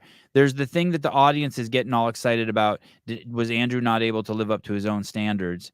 And and they're around your house with pitchforks, like saying, "Hey, you said this. Here, you want this? You want this? This is good. Yeah, this is perfect for this." If I don't go to Bill's house, there's a very real scenario where he gets more reps. His score was 236. Taylor got 249. And I think Dallin got 258. And I think Dallin got a score adjustment too, by the way. Okay. But anyway, if I don't go to Bill's, there's a very real possibility he gets more. And because he moves faster, not worried about. I had told him some things, and he was not moving wicked fast as a result. Okay. He gets a 10% penalty. And like in a way, it dinged him twice having me there. So these people who are like, can he not live up to it? Like we were doing the thing. We were trying to get him through unscathed. And it didn't work. It didn't work for people who got the AGF CYZ judge. Like if he puts in a score, if he lets the calories roll over and he's even sloppier with his step ups and he gets a score of 250 and he gets a 10% penalty, he's not getting impacted like people. And I think someone in this group chat was talking about it this morning. Goes, my head was hanging over on the dumbbell step ups. I probably didn't stand up all the step ups, and they're not looking at my score. And now people like Bill are getting affected by it. That is, unless they're going to go all the way down to the 300 spots in all the regions and check everybody's scores. Are you happy with this? Are you happy CrossFit's doing this? Yes.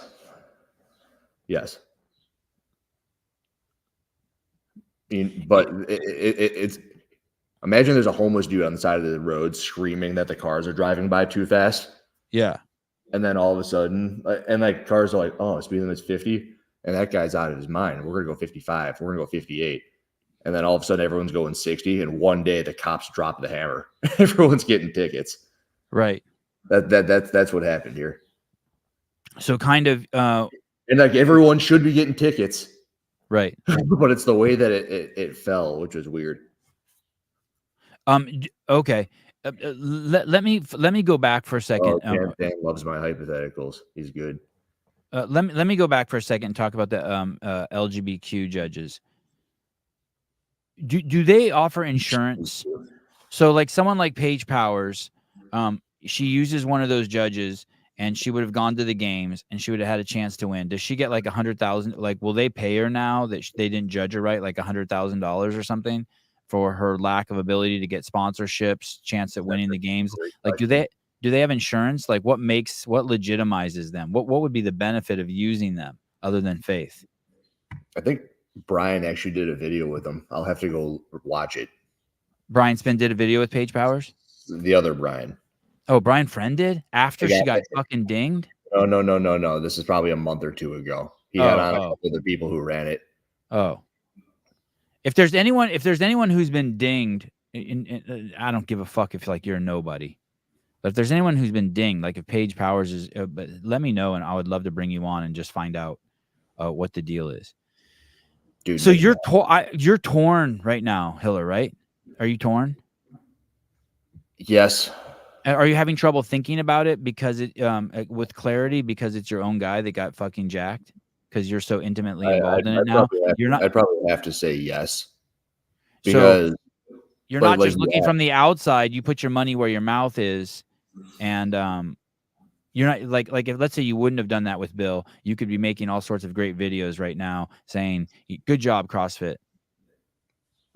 But since you put your money where your mouth is, and now you're entangled in the what I love is the drama. Right. The drama is always good. And dude, that video I made, I woke up and had 17,000 views. I was like, oh my God, on the back end. It's like, oh no. And then I read the group chat and they go, you have 200 comments. Like, oh no. Do you want to just go through these one by one? Sure.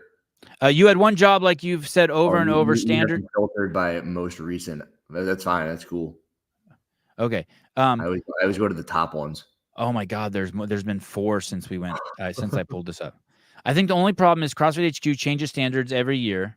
That's kind of what you were implying, and chooses when to enforce them. They let all the deadlifts slide in the open, and the athletes thought they were okay doing things that way. HQ needs a concrete rulebook, judges course, and very clear standards for all the movements. I think they have that, and follow it to 100%. That's the part where we're discussing. This would not be an issue. The NFL has a rule book and they follow it 100% of the time. Preseason, regular season, playoff, Super Bowl. This is like if they didn't follow the rule book in the regular season open, then during the playoffs, they started following the rule book. Hey, this is a fantastic first comment to read. Chalk Factory understands. But I expect everyone to be like, how dare you? You made all these videos. And I'm like, yeah, you're right. I did make all these videos. And you're torn about now. Now I'm starting to see the picture clearly. You're torn to speak up because you don't want to sound like you're justifying it. Correct. You don't want to be like, because the people are automatically going to go. If you say, "Hey, Jesus Christ," now you decide to enforce the rules, then people are going to say, "Oh, you got what you want," and you're pissed. Correct. Okay. You're trying to make excuses. There's this bit in here where I say all Adrian Bosman had to do was sit there with a phone in his face, 5 seconds, say, "Hey guys, make it look like the picture, or you're going to get a penalty." And all you had to do is post it across all CrossFit media channels.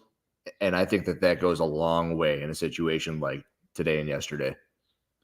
Ladies and gentlemen, I am Adrian Bosman, the head judge for CrossFit HQ and the CrossFit Games. This year, we will be stricter than ever. I'm not joking. Don't fuck around. Study the rule book.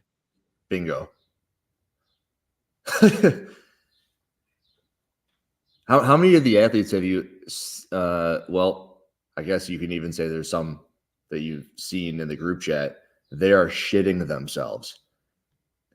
But they should have been shitting themselves before the competition, not after they submitted their videos. I think they were. I think, we've had a bunch of athletes on this show, and I asked them, "Are you shitting yourself because of the video submission and like your camera's not working?" So I think on every level they were shitting themselves. Mm-hmm. Camera's not working. We had 3 cameras with on Bill.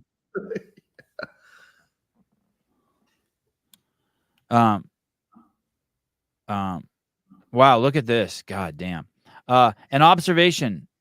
Batman was removed as head judge of Zealous Games in the middle of the competition, tapped out on Athena, wasn't paying attention to the standards with Bill. Yeah. Oh my God. Should we address these one by one? This one, if I address this, I'm gonna fucking go berserk. Well, you brought it up. I know. I'm excited for this comment. Okay, go ahead. You were removed as Zealous Games head judge. I just want to take my shot at this first. You were not removed. Thank you.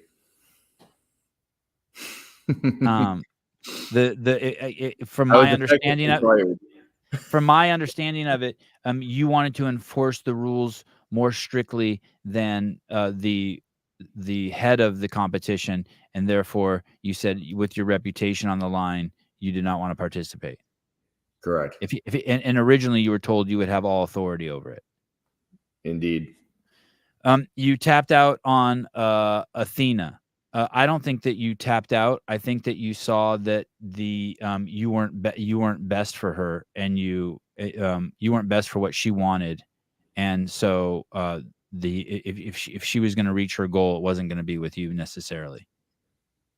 I didn't have the means to help her to the extent that I think that she needed and wanted. Great. Okay. So it's on, but it's on you. So it's on you. You didn't. It's like I had to fire someone once from CrossFit HQ, and I'm like, hey, and it was a great employee. I'm like, hey, dude, I just don't have the ability to lead you. Correct. Okay. Hey, Seema, you've been the most active in coming at me with this stuff, and it's fair. It's called tapping out. I should have just never said yes in the first place. That's the wasn't paying attention to the standards with Bill. Oh, that will be addressed in weeks to come. You don't want to talk about that now because he's. I was paying damn close attention. But you'll address it in more detail once his appeal process is done. You don't want to influence the appeal process. Correct. Okay. Fondal, thank you. Douche. No, Fondal's the man. Fondal's the man. Pat Lang, Hiller, my kid needs help proofreading his homework before he submits it. I won't be calling you. I wouldn't do that either. Okay. Okay, let's go. You're trying to make an excuse for your own misstep while looking up shouldn't be required as long as you reach full extension. You are still trying to find an excuse why you missed this part of the requirement. You are making yourself look like everyone else who has tried to explain their situation to you. Just own the mistake. Okay. Sure. Tinfoil hat. If Hiller wasn't Bill's judge, his reps don't get dinged. Did you hear the bit about how all the AFJ judges, people got dinged. Like everyone in all those pictures, like every picture I found of an AFJ judge, those athletes have all been penalized. That's Okay. a tinfoil hat right there. But I would say this, Christian, although Andrew might not agree with you on that, I would suggest that Andrew has had, whether people want to admit it or not, an enormous influence why we have this wonderful drama we do this year. I think that he's brought a ton of attention that has not been missed by anyone regarding judging. Because just even a year or two ago, we had people getting into semifinals who clearly didn't do the work. You had one job, like you've said over and over, standards are standards, unfortunately. Hiller, you made the intro to Legendary, and now I'm too distracted to listen to your actual words. The intro is damn good. Oh, okay. I came up with the intro before I came up with the video. Fuck it. Let's watch the intro. Let's see this. It's from a movie I bet you haven't seen. I don't think so. This is a kill order. I don't want this person dead. Fate does. Is that true? Here is what the truth is. Your name came up. Your name came up. Your name came up. Your name, yours. Everyone in this room, I invite you to take your gun, put it in your mouth, and pull the trigger. Jesus. That is what Wesker demands. Otherwise, shoot this motherfucker. Jesus. I got goosebumps. It's a pretty. I think it was a pretty accurate. And we know somebody who goes, yeah, I got a pretty good score, and I wasn't standing all of my step ups up either, and they ain't looking at it. And I think that they're beating some of the people who have gotten penalized. I sort of see it the other way with the. Go ahead. No, go ahead. With the elites being dinged and scrutinized and being artificially lowered, how many lower ranking athletes will be raised up artificially? Oh, that's what we were just talking about. Sorry, but Hiller's suggesting this could be fixed by Bosman making an Instagram reel. So Bosman was on Mayhem's podcast. It's just a shame. Meaning what? He was on there. Oh, and he didn't say it there. Anything. He explained why there was an 85-pound barbell. That's something that popped out.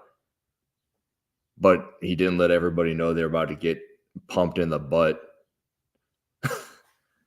That it was going to be. So you're confident saying that the scrutiny this year is the highest it's ever been? At this moment, yeah. The only thing close would have been the pistols of. When were all those pistols getting? It was. Do you remember the year James Sprague got a penalty on the pistols? And I think I was watching James Sprague's video and I couldn't see anything wrong with it, and he got a major penalty for not standing up. It was like you had to have full extension and almost pause before you switched legs as you were doing your alternating pistols. And you would have given him a pass on that. I don't know if a pass is right, but I wouldn't have seen anything wrong with it because I went frame by frame. The way I did like the Luis Oscar thing, he sent to me was, "Hey, you see anything wrong with this?" And I go, "Maybe one." The head straight standard is silly, borderline dangerous to ask people to race with. 2, many people, despite that, still didn't uphold the standard and need to be punished as such. My takeaway, if anyone... Go ahead. Keep going. My takeaway, if anyone cares, is that CrossFit should simplify the standard, stand at extension of hip, knee, and ankle at the top of the box. The direction of one's chin doesn't even give an advantage except for being safe, or make the movement box step over, which is even simpler. That makes sense to me. Yeah. Having the head position is weird, especially when I couldn't believe it when I caught wind of that. Someone, for anyone who's confused on that, there's an athlete who got a direct message from CrossFit saying that this is not allowed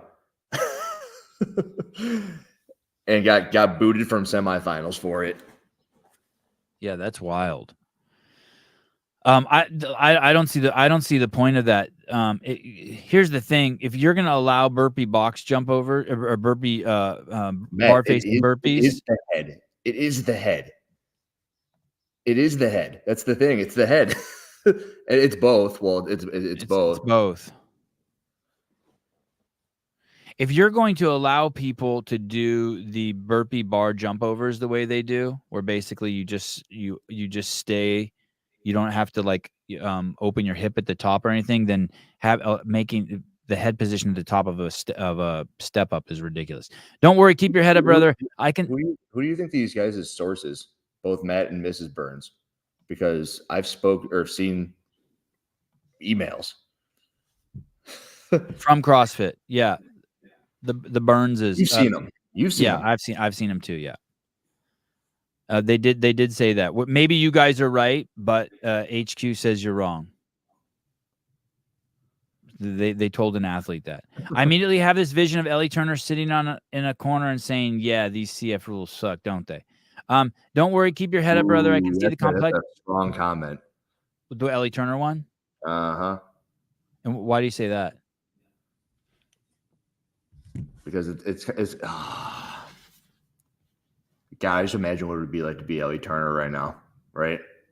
Like she's kind of happy to see the chaos. She's happy to see she pulled out. So people who pulled out are happy to see the chaos. Like her and Bailey Rail are just like roasting marshmallows right now, being like, "You Bailey Rail from Mayhem, yeah, yeah, roasting marshmallows."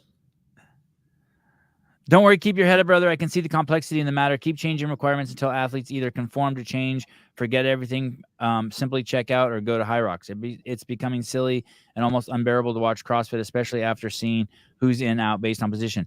I want to say this. I hear you, but like I'm a huge fan of the UFC, and we see crazy shit in the UFC all the fucking time. Like dudes like getting kicked in the head when it's they're in a position where it's not legal to kick them in the head, and the fight's still going on. And like it's everywhere, man. I don't think you can just pick on CrossFit. The people at the top running CrossFit making decisions, and the people in this comment section piling on Hiller, what is wrong with are exactly what's wrong with CrossFit. Well, I haven't seen very much piling to this point. Have you? No, I don't know. You want to call out Luis for some tiny infraction that you can't catch in real time by the human eye. That's not true. That's not true. Then get mad about CFHQ calling out your athlete for the same thing. I haven't seen the video, so I don't know if you get mad for that. This is one of those moments you need to take it like a man, admit you were wrong, and move on. Complaining about something you created is weak-minded. Oh, I'm not complaining. You're a joke. That's fine. Devil's advocate, did all workouts released have pictures? If so, would you think I need to match what the picture shows? If not, that would be like someone giving you a map and ignoring and getting lost. I think I put the picture in the video. And to be fair, no one matched the picture at the high level because they're all going to the corner of the box, which they were told was okay. Why is the corner of the box thing an issue also? It was on the spectrum of things that are to be worried about when you're doing your workouts. Like that was a point of contention during. But has CrossFit said anything? Has CrossFit said anything about that? No. But if you want to make it look like the picture, it's the opening scene of my video, the wanted scene. Like put the gun in your mouth and pull the trigger if you stepped up to the corner of the box, because that's not what the picture showed. Oh, okay. Yep, fair enough. I can't imagine how painful this must be for the athletes who try to ensure the best possible setup for compliance. If the AF judges, I don't know what that is. AFJ, Association of Fitness Judges. Oh, if the LGBTQ judges fail to monitor the movements accurately, then what hope do any of the athletes have? I've also felt your highlighting inconsistencies was more about making it fair for all athletes and hoping CrossFit would make the necessary changes. What happened with you and the judges who are knowledgeable and trying to ensure the athletes are meeting the requirements? Just highlight the problems you have been trying to bring attention to. Do other sports that have qualifying events have these same problems? Yeah, boxing's fucking a complete shit show. Can we do a little practice right now? I want to try something, you and I. Sure. Let's say that you are somebody who's fit and you see CrossFit and you want to go to the CrossFit games. Sevan. Yeah. You have to understand the season. Yeah. You understand it because you do it a lot, but from the absolute floor, you look up at it. What do you think you have to do? You have to get through all. You have to be there's open, quarterfinals, and semifinals, and you have to fit in this certain top bracket to move on to the next, like any other sport. So if you do if you do good here in the open, you move on to the next. If you're in the top in the quarterfinals, you move on. Semifinals, you move on. You do the open Mm-hmm. and you qualify. Top Yeah. 25%. You're like, okay, we're moving on. Yeah. You're fit enough to go into the semifinals and you got no idea about anything that's going on. What do you think is your best practice to move on to the semifinal? You, Sevan. Read the rules and ask my affiliate owner or someone at my affiliate to judge me. Okay. Do you think that person's more suited to judge you than the people from the CrossFit Games? No, people from the CrossFit Games, if I didn't know, I would think that they were the absolute 100% authority. And if you were a judge at the CrossFit Games, you would be perfect. Correct. Yep. That's the issue at hand. And then the big wow. I see what you're saying. You're saying that the communication, from HQ is so bad that they're, hey, wow, you know what they should be doing. So here's the inconsistency. Now I get why you said the faceless judges at HQ, because the people who are the LGBTQ judges should also be the ones reviewing the videos. It shouldn't be two separate groups of people. Holy shit. Holy shit. I'm a fucking genius. You deciphered the code. And you led the dog to water. You're saying that if I could pick the very best judge in the world, I'd pick the judges who are at the competition. I'd pick the NFL judges, not the Pop Warner football judges. So pick the judges who are actually work the CrossFit Games, right? And then, and you already stated earlier that all of those judges, all of those athletes that use those judges also got dinged, meaning that there's actually no one in the world who can actually judge to the standard. Nobody can do it. Hey, that you instead of you can do it. You know that thing you play at the end. Just do it. You should say no. You should say no one can. No, you should have no one can do it. Wow. That puts a huge fucking kink in the system. And it's like you've got kids and I've got dogs, and it's like if I let the dog piss in the house all the time, it's my fault. Hey, it's not that no one is perfect, Matt. It's that no one can do it. And remember earlier, and there's a difference. He's basically saying, let me reiterate this, that the judges who are the judges at the CrossFit Games. So if you were to have someone judge, like the way I do it is I just judge myself. So when I did the open, it says, who's your judge? I just write in my own name.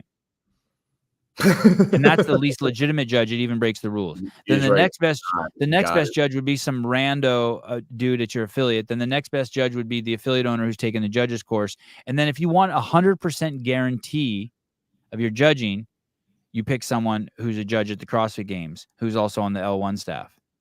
And you're saying that people like Brooke Wells, Sydney Wells, Nick Matthew, maybe, who did use the LGBTQ judges, still. There's only so many acronyms I can remember. Everything that has letters is LGBTQ. Yeah, it's fine. I get it. You're saying you're saying if they can't do it, or at least allow them to be the video judges also, so that there's continuity. There has to be something. Wow. Look, I crossed the line with Jeffrey Birchfield. Oh. I don't like when I cross the line with Jeffrey Birchfield. Like whenever I took a stab at Josh Bridges, I'm like, I know Jeff likes him. The difference is the CrossFit Games is final. You have an ample opportunity to review workouts in quarterfinals and get it right. I hear you, but you don't need, if you had the judge who is also the judges of the video reviewers, how can you have those be separate people? Yeah, you can't have those be as separate people. You can't have those be separate people. There's one answer to the solution, and it's to give the answer before the test. And that's why I suggested the Adrian Bosman Instagram reel. Hey guys, you are about to get boned. Yeah. Just tell us before the test. Like, this is the hardest test that you've ever done. You're gonna take the ACT. You thought you practiced for the ACT, you didn't. You can't pass the buck here. It's simple. No matter who your judge is, you should know what a rep is. No one's disagreeing with you with that. That's right. No one's passing the buck. Dude, Just Sevan, painting a full picture. Just painting a full picture, guys. Just painting a full picture. Sevan. No one's passing the buck. Yeah. 3, 2, 1, go. You're gonna do a 1 minute AMRAP of push-ups. What you got? Everyone knows what a push-up is, right? 40. Huh? Okay. Let's say that. Are you asking what my score would be? Yeah, 40. You said 40. Yeah, 40. Let's say Haley got 150 push-ups in a minute. How many push-ups you got in a minute? Still 40? Me? Yeah, I got 40. Uh-huh. And then isn't there a part of you that's like, I wonder what Haley's push-ups looked like? Yes. How'd she do 2 a minute? How'd she do 2 a minute? 2 a second. Yeah. But everyone knows what a push-up looks like. But the reason there's no push-ups in an online competition is because people do that thing where they'll touch their chest and not go up all the way. Hiring a qualified judge doesn't get you off the hook if you screw up. Yes, we agree with you, but how can there be consistency in the judging process if the best judges in the world are judging the athletes, but they're not judging the videos? Will Brandstetter, how do we know the AF judges aren't also on the review team? I guess we don't. That's why he called them faceless. I guess we don't.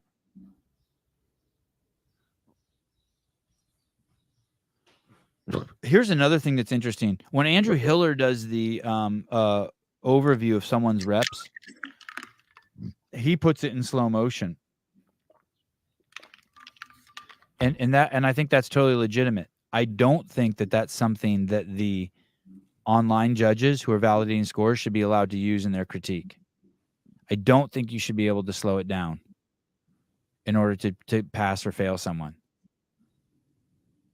Because then you're putting a demand on someone that, like, you're doing it for purposes for people who can't see.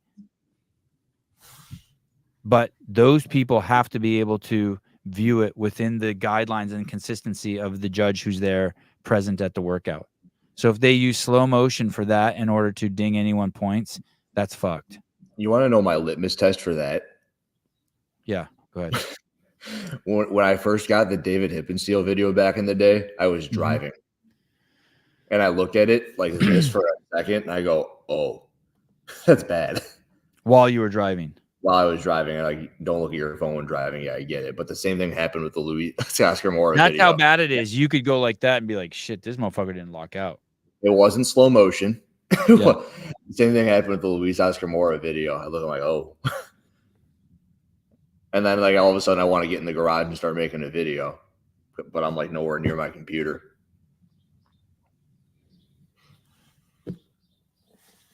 It's crazy. Hi. Hey. I have the dates mixed up. Which is next Thursday. Oh, okay. I'm going to come home. Oh, okay. All right. I'll see you in a little bit. I'll work in the yard with the boys. No, I'm still going. Oh, okay. Okay, bye. Okay, bye. Extra sloppy. Demo video just shows what you want HQ. Do you remember there used to be like these pretty crazy demo videos? Hey, I remember. The ones in front of the white wall, the Hobart ones? Well, those are the ones that are on like the YouTube channel, but there used to be entire events. Like if I go to 2017 or 18, I believe you would put up videos where they're doing the whole regional event before the regionals. And these were live competitions. You remember those? Yeah. Did Jason still win the 5K? Yeah, we're not going off of anything HQ said. We're using our judges. We decided that in the beginning. We would just go off of what their one final score is. Let me see if I can find these videos. Oh yeah, that was easy. Okay. It would be worse if the professional judges were also doing video review. That means no continuity amongst themselves. Dude, I have no idea. That doesn't even make any sense to me. You remember these? Individual event 6. You show the guy on the assault bike going hard. This is what's his face? Isn't it the judge? Jason McDonald. Yeah, he's a judge. So he's like hammering the bike, and it's like, oh, here's the standard, and this is for a live fucking competition, man. He's doing this for a live competition. This is what it looks like. Just so you know, just do this. Hey, if the judging, man, the judging might be really weird at the games this year. Why do you say that? Because if they have some sort of like peculiar, like minuscule alteration to the judging standard, like your head can't be forward. Let's say, like they say, Lindsay's head's too far forward there at the top of that kettlebell. Those sometimes the athletes can't figure it out in real time. She falls behind 5 reps, and man. Oh, and that's Kotler. Justin Kotler just put something up about this too. It's the real time issue of it, right? So no segregation. Sorry, real quick. I just want to read this real quick. Someone's explaining to me. No segregation of duties. Can't judge your own judging. You'll inherently be biased. Well, then they could at least be the judges who judge the people who didn't have didn't use those judges. Okay, go ahead. Sorry, what did Kotler say? He said that the quarterfinals need to die, as did someone that we know, and it's an opinion that I think is evident in a situation like this. Because, and here's why. I get the text from Bill, I look at my phone, and I die inside, right? Yeah. And Alexis looks at me, and she goes, why didn't you just no-rep him? Alexis fucked me up when I was fucked up, right? She does that. Yeah. And I'm like, yeah. I mean, I did, and I told him, but when you're doing the online workout competition, and let's say you're in the middle of round 2, you got to cut it. You stop, and you just have to redo the whole thing. Right. And like if everything goes this way, if the appeal doesn't work, that will be the regret that like I didn't stop him in the middle of a round and restart the whole workout. Right. But that's the online nature of the competition. You just do it again. Live competition, you say no rep. Yeah, guys, no rep. Haha. And then they fix it or they don't. Move forward. But when you're filming it and you have the chance to do it perfect, you stop it. Hey, who is this guy? Have I made a single excuse? I don't know. I don't think I've made a single excuse. No, you haven't. I just stated this is what I should do. Should have been done. Dan Guerrero, Nick Johnson and Grace Walton aren't uniquely idiots. You're an idiot too. Oh, yes.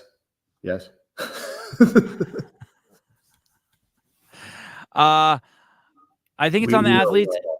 I'm going to go through some of these. I think it's on the athletes and the judge to both view the standard, which is clearly shown on the website and on the scoring sheet for what to do and what not to do. If they do not do it, then it's their fault. I'd also like to say this, and the NBA is crazy also. I mean, I'm not even a basketball fan, and I just watch it, and I just see double dribble everywhere. You're not making excuses, but you definitely seem irked that CrossFit has finally done what you want them to do. That's accurate. It's the method which it was applied. That's all. The execution, how we got there. Right. To me, it seems as if the athletes train hard all year to get to the games. Once the tests are released, the standards are tweaked just a little bit. It's very easy to watch a video and replay it over and over until mistakes are found. We were talking about that. In real time, such as the games or semis, there won't be any video replay or going to the monitor and finding mistakes. It's nice to see the professional judges come in for the athletes. They know the known or unknown who get reviewed harder and who sneak through just because of who they are. Yeah, that's kind of what we're saying. Hiller and Danny Spiegel of judging. Hiller, the Danny Spiegel of judging. That's an underrated comment.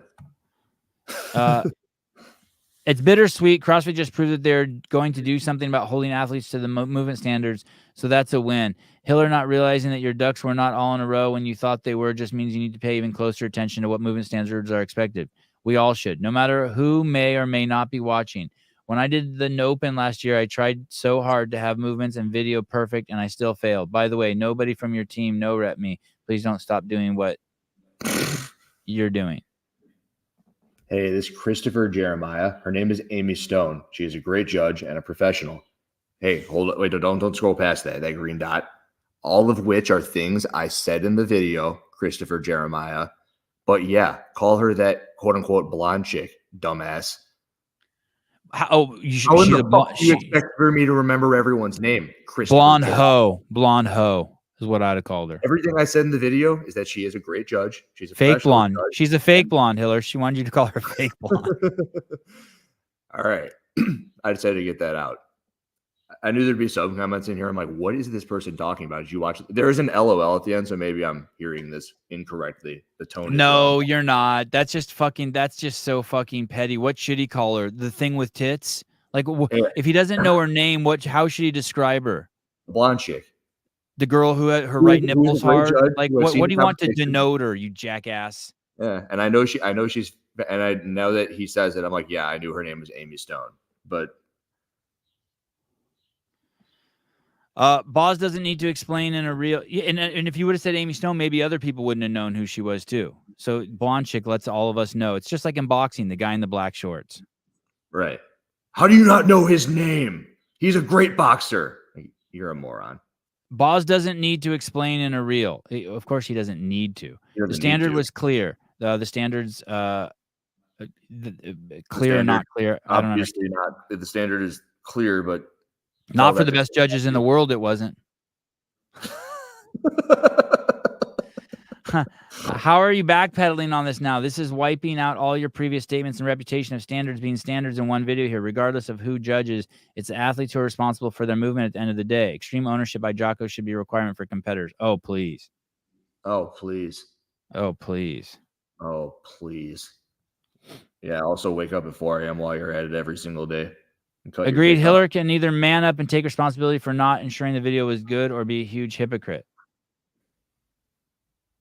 See, these people are God, how is it possible that people can be so black and white? Like, I don't think that I'm saying anything or I'm backpedaling.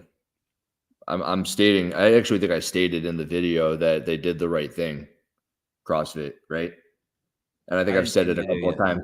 I think I've said it a couple times on here too. Like, good job. Yes, you've just said about we're just focusing on the. We've been talking about the implementation of the change. Hey, if you can't see that it's fucked up, if you can't at least scratch your head and be like, wait a second, the judges who are the judges at the CrossFit Games, the very best judges, the judges that you would want if you knew your shit was being scrutinized, which it is.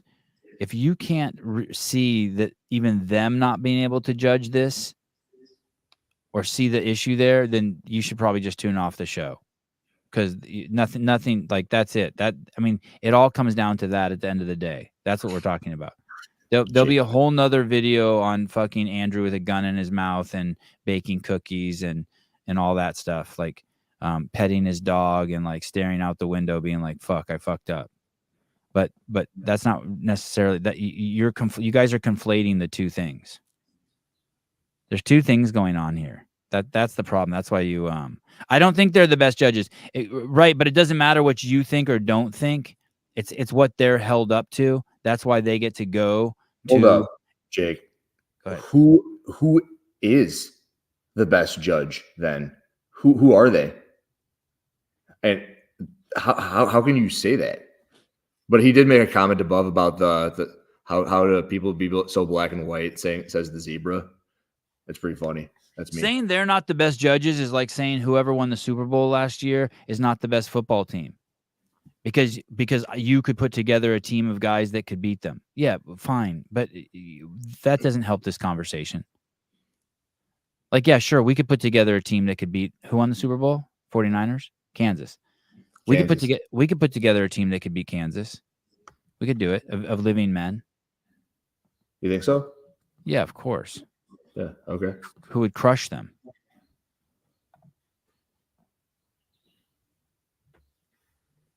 But when you say they're not the best judges, they're the best judges, just like Kansas City's the best football team in America. It's the online competition, dude. That's it. There's a huge disconnect in the way videos are being used at CFHQ. Are they judged or reviewed? Oh, wow. This is fucking an interesting nuance here.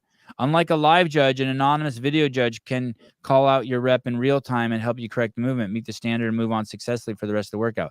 The online judge is limited to one angle of view at a distance partly determined by the complexity of the layout required. The live judge cannot do stop action, scrutinize all aspects of the body position and frozen moment. And they should not be allowed to freeze the video if you're an online judge. If we are having to video judging, then what is the role of the live judge? It's a great question. As an athlete, you'd be better off with a coach at your side than a judge who's instructed to be impartial. Or we'll see if go back to video review, where they confirm that the workout was done and the score was accurate. Either way, we would all benefit from a clear explanation of standards, including wording such as if the athlete is looking downward at the top of the box. This is a no rep. So this guy's watching the video, not from the perspective of trying to fuck Andrew, but just trying to figure out the solution for like, hey, what happened here and how can we fix it moving forward? Not, oh, Andrew fucked up with Will Leahy. And if you don't think that Andrew feels like he let Will Leahy down, you're fucking out of your mind. Or that he's making excuses. Hey, I also don't blame people for wanting to jump on. Thanks for making this video and others like it. Please keep making them. Watched a lot of athletes posted videos. Judging is all over the place. Some of it has to do with the requirements. Strict form and max speed is nearly impossible to do or judge. Some of it is workout itself that demands the athletes orient their bodies in certain positions for safety, such as looking at the box in a step up. Wow. That's another thing, right? Like if someone is being judged for their head hanging over the box, how the fuck are you supposed to know where you're stepping when you're tired and you're going max speed? It's all it had to be was a step over. CrossFit created the ideal Gotham, and he can't even live up to his standards. Batman created the ideal Gotham. What did I say, Hiller? You said CrossFit. Oh.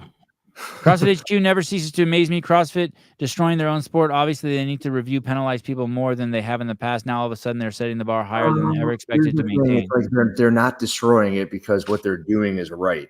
And that's the thing that people aren't getting. It's like, I think what they're doing is right. Ooh, Hepner posted his thoughts on Instagram. Ooh, that might be good. Okay. Dennis O'Laurie, thanks for the money. Send more money, guys. Send more money.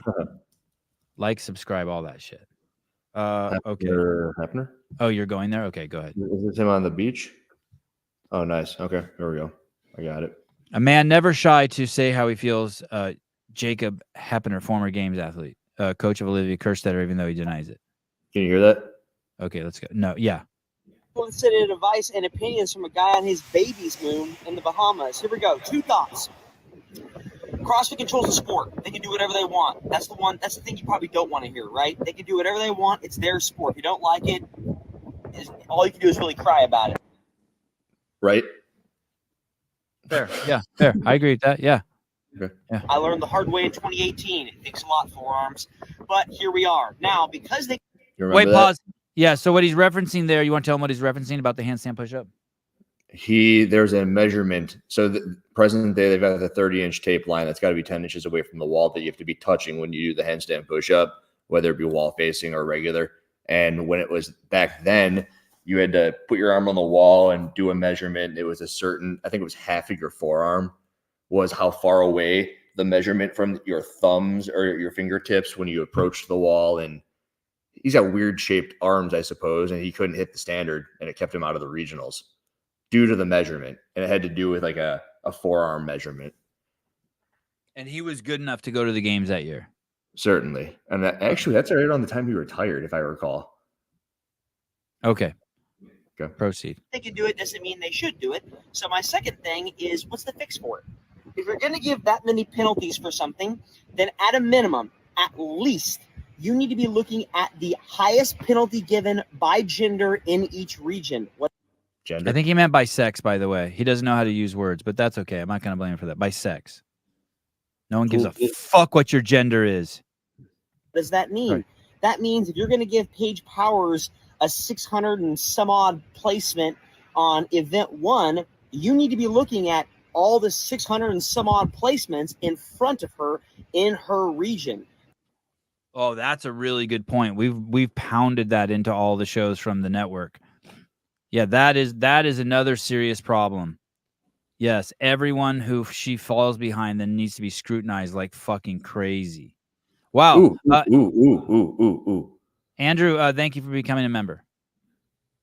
Oh, is this real? Sebi, give Yeah. this.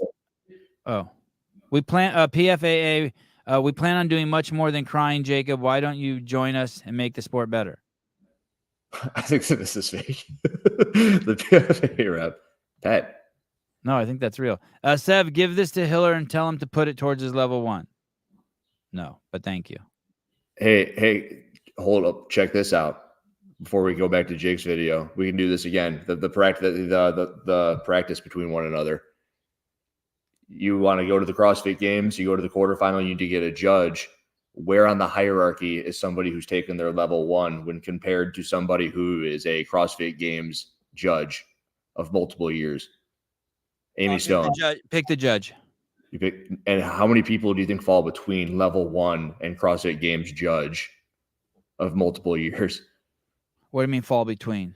So like level 2, level 3, level 4. Yeah. Where does somebody who took the online judges course for $10, like where do all these people fall in line? Like, oh, the hierarchy. I would so for me personally, I would want someone who's taken the judges course over a CrossFit Games judge. No. CrossFit Games judge, then judges course, then level 1, then affiliate owner, then ding dong. Then myself. Here's another interesting thing that I just thought about. If the people who are doing the online review judged Paige Powers in person, is the result the same? Repeat that one more time. If the person who reviewed Paige Powers' video and took her out of semifinals did it in real time, does she have the same result? What do you mean in real time? Paige is sitting right here. And I am the person who made the decision to say 10% penalty or whatever it ended up being on her. That's me. No, because that's the difference between what this other guy was saying, the difference between judging someone and reviewing. So we don't even know what they're doing. Correct. There's this, Okay. Yeah, that was it. Yeah, Kevin McManus not slowing it down. Yeah. But also not slowing it down. And if you're there, you could walk around them and see different angles. See my boobs. I love seeing your boobs. God damn. 516 people watching. Hit the like button. Hitting the like button is like a nipple tap. Do you see where the Google logo is on Seema's picture? I know. I'm so bummed. I'd love to get another 2 inches of cleavage. All right, back to Hepner. Okay, sorry. Yeah, back to Hepner. Because I guarantee you, I'll make a bet on this virgin pina colada that 200, 300 of them didn't even video the workout and didn't even do it correctly. And if Paige Powers did it wrong, then probably 400 of the rest of them did it wrong too. We know somebody who did it and didn't video it and is affecting people who have been penalized. God damn. Dude, he just said something crazy. You're telling me she's being...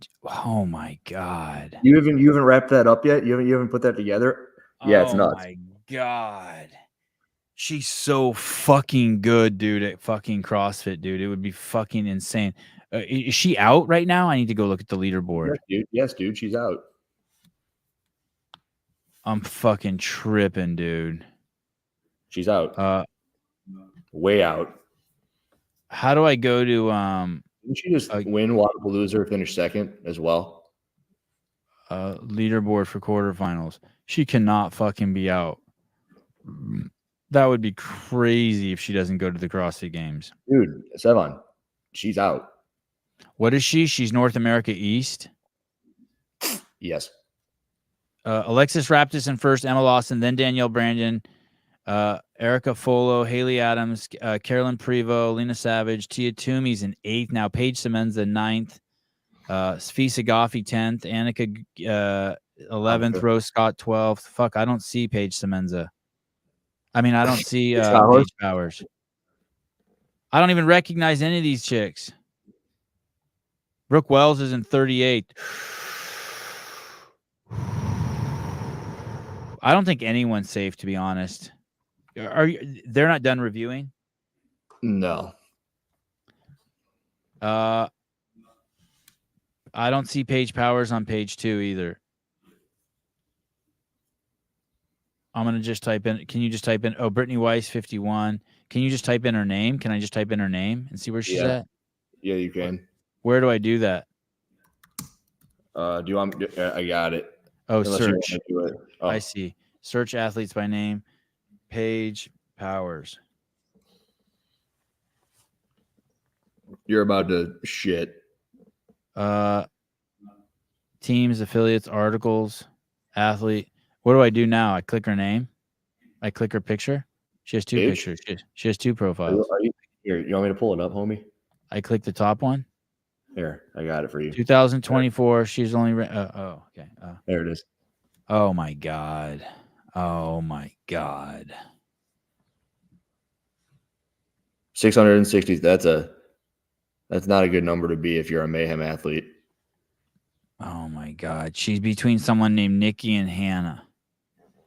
That's, I would say, irrelevant, but you're correct. She's gonna be crying like crazy. Bring up Mayhem podcast 1 hour and 3 minutes mark from yesterday. I can do that. You want me to do that? Sure. Can you tell us why? Can you fucking tell us why? Should I still do it? Sure. I got no problem with it. 19 hours ago, individual quarterfinals recap. 1 hour, 3 minutes. Yeah. They talk about the LGBTQ judges. Okay, let's see. Trust me. Trust you. You're not even, you're a member. Okay, I'll trust you. Right? You put in the wrong score. I thought the age group leaderboard wasn't working or something. I don't know. Everyone was apparently losing put their in mind. the wrong score. He put in just his 245 reps. Hey, the funny part is that he gets after people on the Sugarwood leaderboard about putting in their scores wrong. He gets after them all the time. Really? Like, hey, you didn't log this right, or you didn't log that right, or like put your time in the comments, whatever it is. And he logs his score wrong. I don't want to jinx it because there's still 5 more days. But what is nice the past couple years is we've had the games judges, and so we don't have to worry about everyone getting a 9. We don't have to worry about what? Everyone getting a what? Is we've had the games judges, and so we don't have to worry about everyone getting annihilated on the review. Submission. Oh, yeah, shout out to the judges for coming out. Yeah. Also, I want to. A lot of people will comment and be like, "Why didn't this place get judges like this other place?" But we're never mentioned as the first place to do it. We definitely were. We started doing that in 2020. So here's some of the most experienced people. This is maybe the most experienced training camp in the world, and they also have the same assumption that Hiller and I were making, that if you got a judge from the games, it would be at the highest level and be a guarantee that your shit won't get dinged. Even they know that. I just got that fucking feeling again that I got. We need that needs to be an Instagram post. Jace Chan, dear Mr. Sevon, what's with the title? What's the title? Oh, of the video, I had a lawyer on earlier, who represents people escaping Marxist regimes.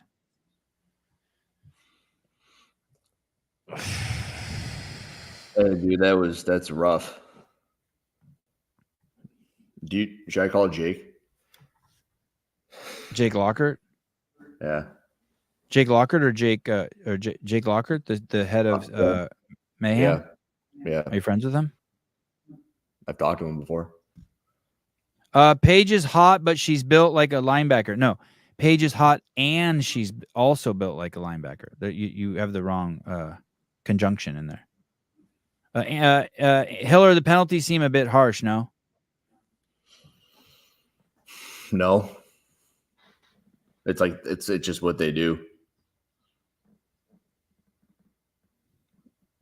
And by the way, whoever suggested we watch this, you were right. Thank you. I trust you now. Good job. That's fucking amazing. You need to make that into an Instagram clip. Yeah.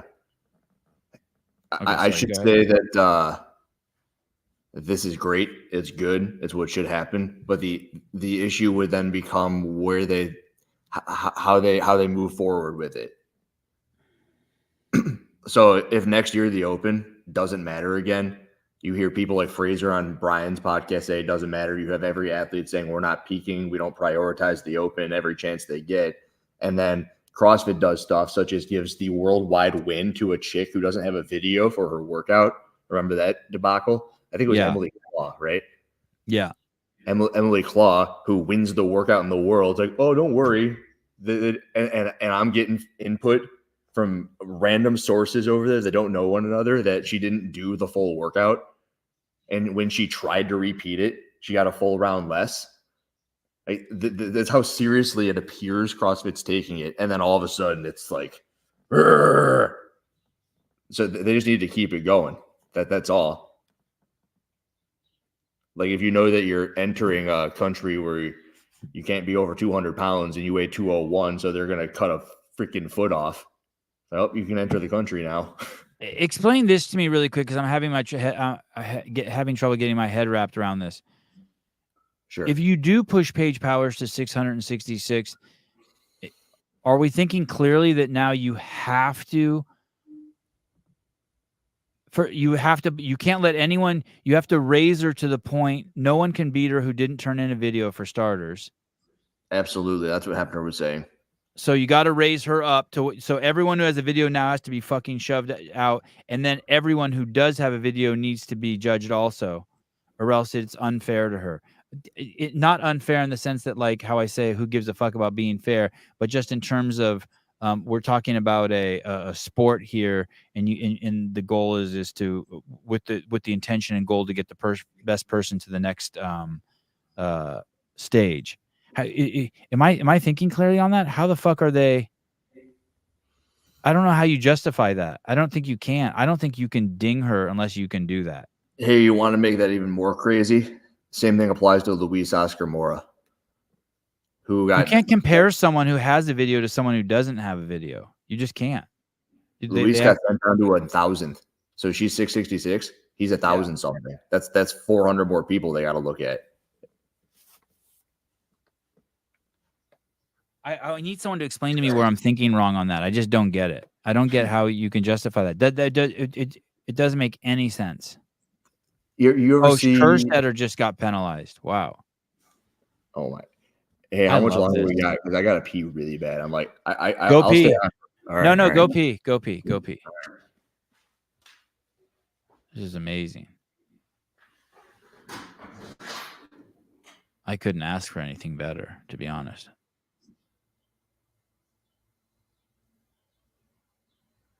Hiller, I'm a big fan of yours here. I've listened to the entire video and understand the intention of what you're trying to communicate. However, I think it's not really the final image that's coming across. Somehow, it seems you're trying to make excuses for something overlooked on your watch. You messed up. Everyone messes up. But this is what you've been building in the CrossFit community. The guys at HQ are listening to you. It sucks, but in the end, it's good for the cause and better for the future, we hope. Also, feelings that you had when you received the text image. If the other dude had picked up the phone during your live show, how would he have felt? I was watching, and I'm glad he didn't. I'm sure he also thought he was doing his best while judging Mora. Fair enough. Finally, don't give up. If you mess up, keep up the good work you're doing. Maybe just remember we're all humans. We make mistakes. Not all of us are idiots. Gabrielle Martins. Oh, nicely said.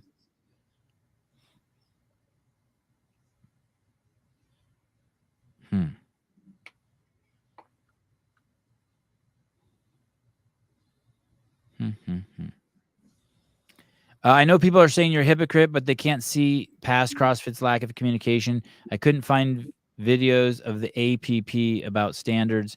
It was on Insta. They said lateral box jumps, but you don't have to be lateral. It took 30 minutes to verify what they meant. Yeah, that was if I didn't have friends who did that work for me, I'd have never understood what those meant either. How far did Kerstetter get sent down? Let me see. I don't even know if I know how to. Kerstetter. I find the site very difficult to navigate, but maybe I'm just old. Is she North America? Is she East? She is. Oh, she didn't get. No, she's in 9th, dude. Where did she get penalized? This is incorrect. She won that workout worldwide. Kerstetter. She must be in the West. Yeah, here she is. And like this can't be correct. She did not. I mean, unless it's not a workout. She won. It would have had to have been one of these two. I need to, maybe I need to update. No, dude. This comment is incorrect. Okay. The site is trash. I don't know about that. I mean, I preferred the last one, but I don't think it's bad. A telemarketer keeps calling me. That I like that. Oh, Joey. I think this is the guy. Yeah. He's bad.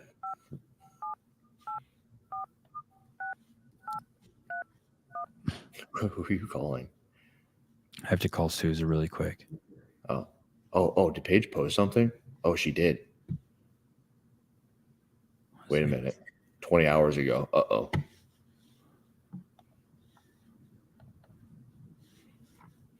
I want to go to Halpin's. See if Halpin posted anything. What are you asking? Hello? Oh, the phone's not even working. I was going to ask him if we can still use you for Taylor Self versus the World tomorrow. Kill Taylor now that your reputation is tarnished. Oh, no. Hey, you haven't seen this document, have you? From Halpin? No. Yeah, I understand if you don't want to use me. Halpin's you know what you could do? You can go get one of the AFJ judges. Halpin's too smart for me. Yeah, let's see. Feel free. Let's look at what you got from Halpin. I would like to see what Paige posted too. Hey guys, this is on nothing. It was from 20 hours ago before it happened. This is from Known and Knowable, and he's been updating this. So the last time he updated the dudes, 7:11 a.m. The chicks, 12 p.m. Eastern. But what you can see is he's been showing you where they ranked and then where they fell after they hit their penalty, and then the event from the penalty and the ranking. Okay, so Augustus Raquelme was in first. He's still in first. Patrick Bellner was in first, and now he's in 28th. Correct. And is that's in their region? Oh, Lazar Jukic took a hit. What do the pink mean? That means that they fell out of a qualifying spot as a result of it. Yeah. Will Bennett is one that he really got hit. There's Bill Leahy. Arthur Semenov, that's a game. So Leahy's still in. Leahy's still in, yeah. There were people asking that too. Yeah, he's still in. Okay, let me ask you. Raphael Sanson. Oh, he's got it. Henrik Hapalainen dropped one place. Hey, so we know that they've looked at workout 1 and 2, and we are speculating that they're now combing over workouts 3 and 4. Correct. Okay. Like as we're doing the show, they're listening to this show in one ear and watching videos in the other ear. Yeah. There's Luis from 31st. He went from 31st. Wow. Now here, this is what I was talking about. This is where he currently ranks 1,030th on that workout. So if you want to apply what you said about Paige, that's 1,000 videos that they need to look at in order for it to be. I mean, they could get rid of 700 people just right away for not having a video. Who don't have videos and just push them. Yeah, if you don't have a video, you can't even be compared to them. I want to know what happened with Jacob Pfaff. He fell far. He was in a qualifying spot. Now he's 900. Bradstetter, I doubt they're done with 1 and 2 yet. No shit. I agree with that. When is the official? Have they given a date when they expected it? Benny Gerard got knocked, huh? Benny Gerard. Oh, we haven't seen Ricky's name on there. Ricky done good, huh? Ricky done good. Or did Jay Crouch get dinged? No. Or Simon Bailey Martin. No, I don't think so. They're the chicks. When's the official day, Hiller, that we're supposed to have who's going to semifinals? I wish I knew that. I don't know that. They probably gave a date. They usually do. Yes. I didn't see any. I didn't see. Like, go back to the top. I don't see anyone dinged that I know. Shouldn't Paige be up there? She'll be on here somewhere. It was organized earlier, but no, it's not. Maybe you have to click something at the top to organize it. I think it's a locked document. I don't think he lets you do that. Oh. Douche canoe. He's got multiple names here. Helping. What are you doing? Amy Kringle from 6th to 11th. That's the first name you recognized? Maybe there's a few others. Elena Caratala Sanagahua. Simmers went down 5 spots. Oh, shit. So some people went up spots. Look at Elena went up 3. Right. Emil Lundberg went up. Matilda Garn's got, but I think she's on that team, the Peak 360 team. So she got tossed out. Look at someone called Gooch. The Gooch.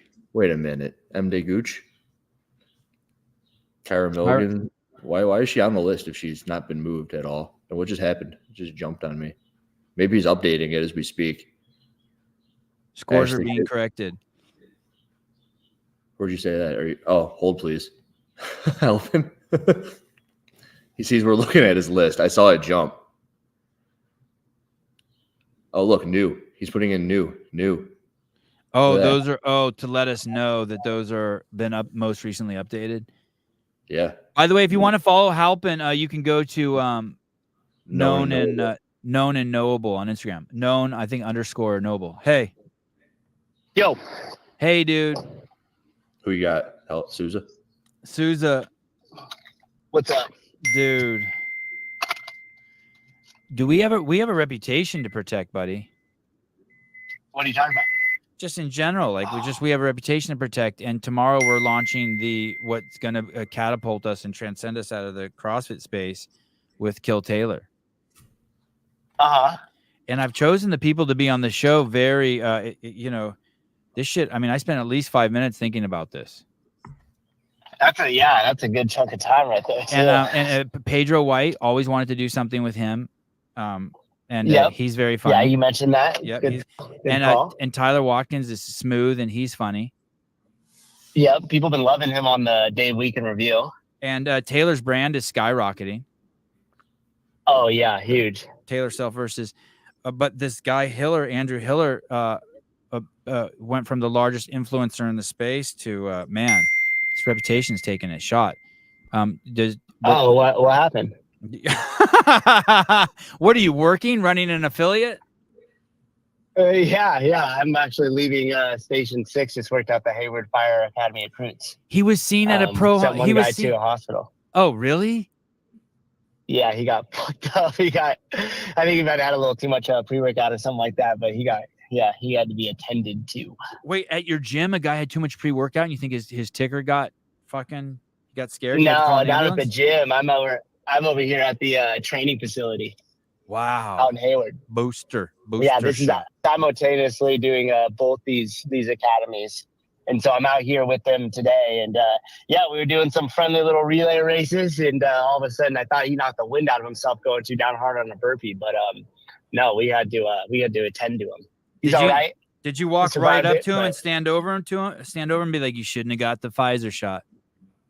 That's exactly what I said to him. All those guys. See what happens when you boost? Oh my God. I forget what I was even talking about. What's going on with Hiller's reputation? What happened? Listen, so there's just fucking chaos. So basically, everyone's getting fucked up on the leaderboard right now. And when I mean fucked up, I mean ass pounded. Like the great Paige Powers has been fucking knocked down to fucking like 600th place or some shit. I mean, or 102nd place. Damn. I know. And the best judges, the CrossFit Games judges were judging some of these athletes, a lot of these athletes, and their scores aren't even standing. So like, who do you get to even judge you now, right? And so that basically the event is unjudged. They're basically admitting that the event is unjudgeable, but but Andrew's getting I would say at least 1 or 2% of Andrew's fan base is upset with him. Oh, so I was thinking maybe we replace him on tomorrow's show, Taylor Self versus the World, with someone. I don't know who, but Someone with a larger someone with a large who won't tarnish us. And also some video surfacing where he was at a pro-Hamas rally chanting anti-Semitic slurs. There it is. Yep, I already got the statement. Hi, Mr. Hiller. We really appreciate your interest in working with the Sevon podcast, but as of now, it is not the right fit for our brand. Thank you. And can you and the check that we sent him? Can you stop payment on that? Yeah, we'll go ahead and cut that real quick. Awesome. All right. Well, thank you. Is Andrew on right now? Is he on the? Are we live still, or are you guys? Yeah, we're live. Okay, we're live. Andrew's just sitting here. Take it. Is he broken up about it? Oh, he's broken up. He has a big tub of lube next to him. He's lubing his butt cheeks. He's prepped for. He's prepped for pass down. I heard he's pretty good at video editing, so we could always use somebody in our short clips department. Hey, we're always looking for good interns. Listen to this, what he said to me. Okay, so if you wanted to go, if you were in the open, right, and then you wanted to go to quarterfinals and you wanted to go to semifinals so that you could make it to the games, and you could have anyone judge you, who would you choose? Just anybody in general? Yeah, anyone in general. Out of everybody in the eco. Oh, I mean, I would definitely choose Boz. Okay, and then after Boz, who would you choose? Andrew Hiller. Okay, fair. Me too. And then after that, who would you choose? Yeah, look at even Jessica Velasquez says, I want Andrew. Then after that, who would you choose? And then I would take the middle lane judge from Rogue. So Andrew asked me that, and basically like the worst judge would be yourself. That's what I use for the open. The next worst judge would be some ding dong in your affiliate. Sure. Then the next person after that would be an affiliate owner. Then the next person after that would be someone who took the judge's course. Then the next judge after that, if you could have any judge, you would have one of these professional judges that's been certified who's also a judge at the CrossFit Games. And what we have here is we have these fucking judges, right, who are the best in the sport. They judge at the CrossFit Games, and now they're parading themselves around so people like Mayhem can hire them and bring them in. And those athletes who are judged by those judges, they're getting dinged just as much as everyone else, meaning that the event is actually unjudgeable. Yeah, at some point, that's the common denominator, right? Right. Like if you bring in people that have been doing this for forever. Yeah.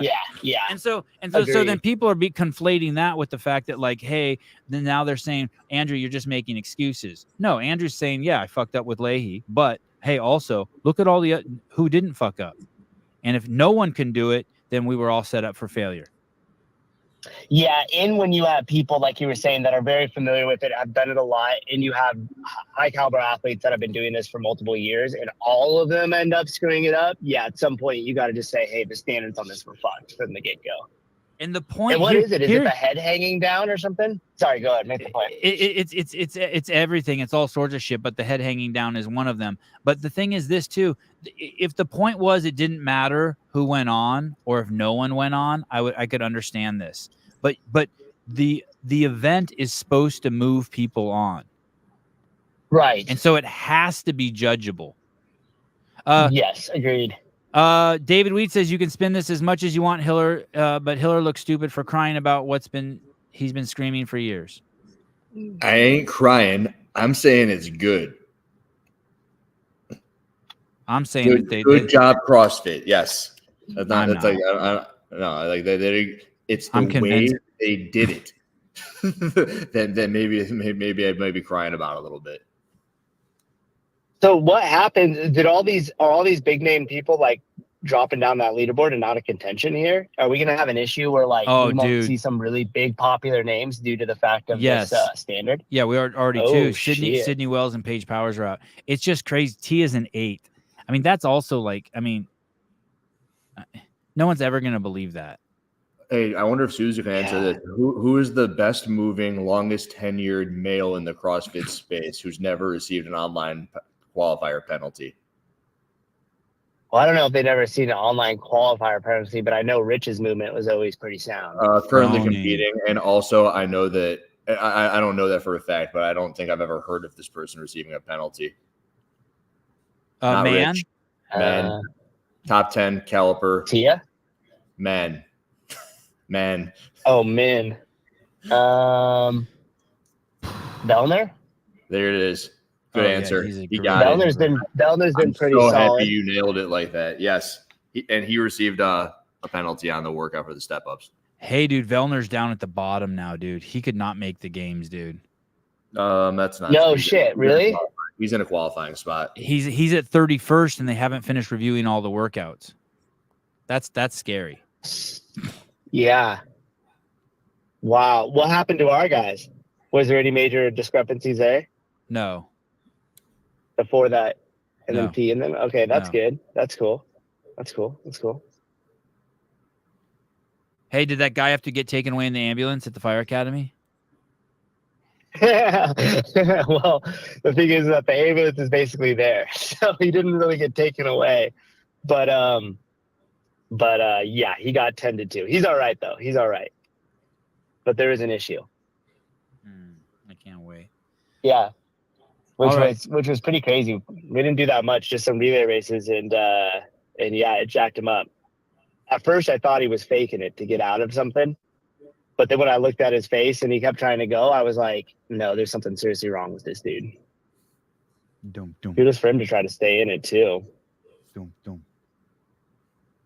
Yeah, it was. And then it was funny because I come walking out, the fire chief is there, the second guy in command is there, and the person who runs the academy is there. And I come walking over. They actually have this family day going on where everybody who works for the city of Hayward, they got the police, they got the city municipal people out there, they got the fire department. They get to bring their kids in and they do these demos and show them, what their parents at work and shit. So of course, there's a ton of attention on everything we're doing because we're basically right in the middle of it, like working them out. And all of the head honcho guys come over and they're like, "What the fuck, dude? You come in here and you do the workout with this guy in front of all these people, and we have to have him sit in the back of the ambulance." It was pretty funny. Well, I'm glad he didn't die.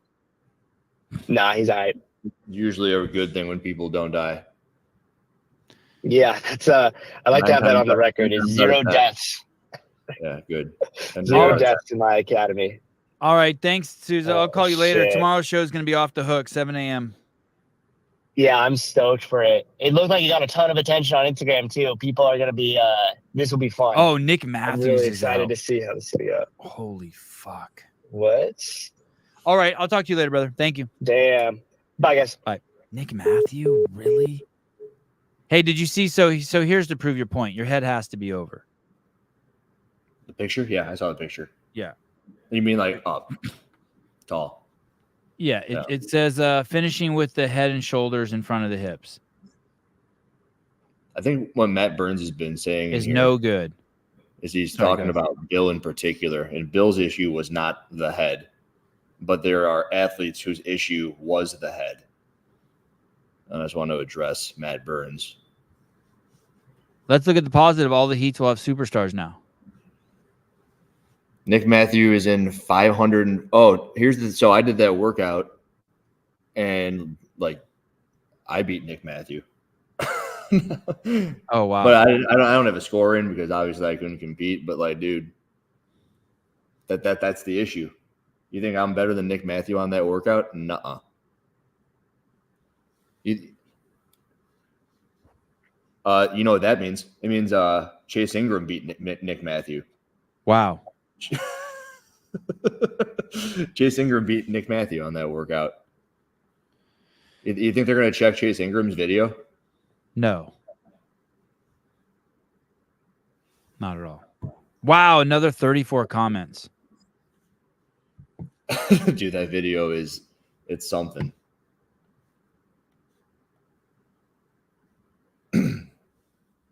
Wow. Yeah, Pepper got a penalty, a couple reps. That's an interesting thing. I wonder how they did that. What is this? What helping? What are all these names? What Medeiros, Pepper, are these people who got penalized? Are you saying that Justin got penalized? Caller, hi. He did. A couple reps. Hey, caller, hi. Yo, what's up? What's up? I think for the sake of having inclusivity, they're letting too many people be able to fuck up the leaderboard. Shouldn't they have it where judges, okay, assigned by CrossFit, however you want to do it, have it be the standard. Go to different affiliates that week of quarterfinals and assign these judges as the last say for CrossFit instead of submitting videos. You have to travel and you have to do the workouts in these areas, whether it's one per state. If you're willing to travel for the old regionals or semifinals, these people will travel to get their quarterfinals workouts done. You pay the extra fee, whatever it is. They had 25,000 people in the individual quarterfinals this year. I think they had like 13,000 men and 12,000 women or something I saw on Halpin's site. And so 25,000. Yeah, I get it, but I mean, they would probably only like then 1,000 people would sign up and they'd be out, you know, fucking a couple $1 million or whatever. Jethro, I hear what you're saying too, but also like what we found at the moment is that these people didn't do what they were supposed to do, including my guy. Right? Hey, and here's the other thing. Is this Jethro? Yeah. And here's the other thing, Jethro. We're still stuck on the problem that no one can judge this workout. Because even the best judges in the world couldn't even judge it. So even if we had this event, we would still have the same problem. No, right. But if you get the people who are level 2, 3, 4 and up, or affiliate owners, you are in a conference call or whatever you want, and you are the person, the last line to go. So CrossFit HQ decides, Andrew Hiller, he is in Chicago. You can go to his garage and you can perform the workouts.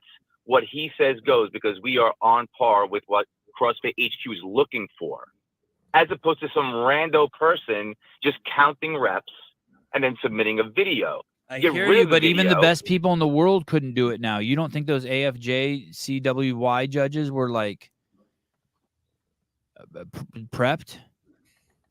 No, I understand that, but CrossFit then has to make the decision. Are we going to have to go through this video review process and have the 606 person beat Paige Powers? Or are we going to decide, all right, this is it? The 606 person, they're definitely not going to semifinals. They might not even sign up. But if you have people pay $300-$400 because you have the chance of going to semifinals, if you make semifinals, you get that money back. Your semifinals is paid for. Everyone else, that's the fee that you pay to try to get to semifinals. All right. Well, thank you. We'll coming to your every state will now moving forward have one judge for the quarterfinals. That's the official judge. Or California, you could have 4 because it's such a big state. Thank you. My pleasure. All right, brother. Thanks, bro. Good hearing your voice. All right. All right. Bye. Peace. I love Jethro's voice. Yeah. Hey, dude, Medeiros got a rollover calorie, I'm guessing, because he got docked one rep. That has to be a rollover calorie. Same thing with Augustine Riquelme, Patrick Vellner. This side of the chart is great, where you can see how far they fell because of it. Oh no, he's updating. Halpin is updating. The screen is jumping. I didn't do that. Where does Halpin get his information from? I think he can just pull data. So you can see Halpin doing stuff. See, that's not me. Halpin, stop it. So Nick Matthew went from 17th to 540th. Yeah. Oh, he just made this easier for. Oh, maybe he made it easier to see. Thanks, Halpin. He's assuming these are the people we want to look at. I think Casper Gamelmark. Damn. Dallin Pepper went down 10 Fuck reps. about Hobart. Oh, now what are you doing? Helping? Knock it off, dude. Where's Hobart? Hey, the only name Hobart got penalized. So the only name that matters there is Nick Matthew, and then Sam Stewart's a distant second, and then the rest of you guys go fuck yourself. Hey, I don't know what he's doing here, but like, stop it. I want to see all those names again. Helping. Stop. I'm putting your screen away. You bothered me. I was figuring it out. There's too many changes too fast, too advanced. I just couldn't follow. I think we kind of sorted this thing out, huh? Maybe we should do a show tonight. What's the Mike Halpin? Are you there? Can someone tell us? Hobart is one of the people I would have had judge me. Zombie. Yeah, totally. Me too. I agree. What is we need to know when the leaderboard is going to be finalized. Does anyone know that when it's supposed to be finalized? I can look it up pretty quick. They have a date you think they gave? See you, Sevan. You just left me. I have to pee. You want to pee while I find the rule book? Nah, it's cool. I'm good. I don't have to pee that bad. I never had to pee that bad.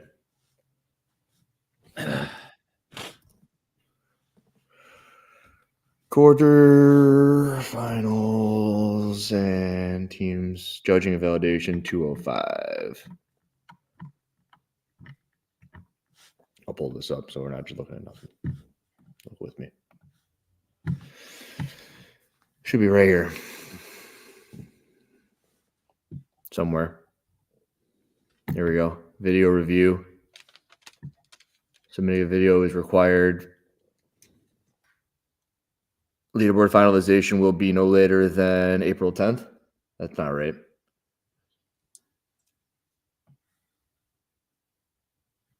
Oh, this is freaking last year. Are you kidding me? Oh my God. Is there a new? Oh, yes. But it looked weird. I thought I pulled it up. Should we look at the transgender policy? I heard that there's a dude in the women's masters division. Here, they changed this. Can you see this? Yeah, this is a different. Oh, he said. Oh, here we go. Finalized on 4/29. Oh, thanks, Alpin. 4 days from now. Okay. God, a lot of stuff can happen in 4 days, huh?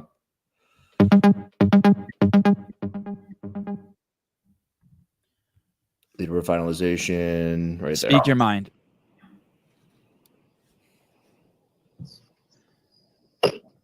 Go ahead. Hello. Hey, what's going on, guys? What's going on? And just calling about the debacle right here. So, little input on me as far as that. I've competed at regionals. I've judged at regionals. And this past weekend, I judged quite a few individuals that are potentially semifinals bound. I can guess what state you're from in 3 guesses. What you got? Louisiana.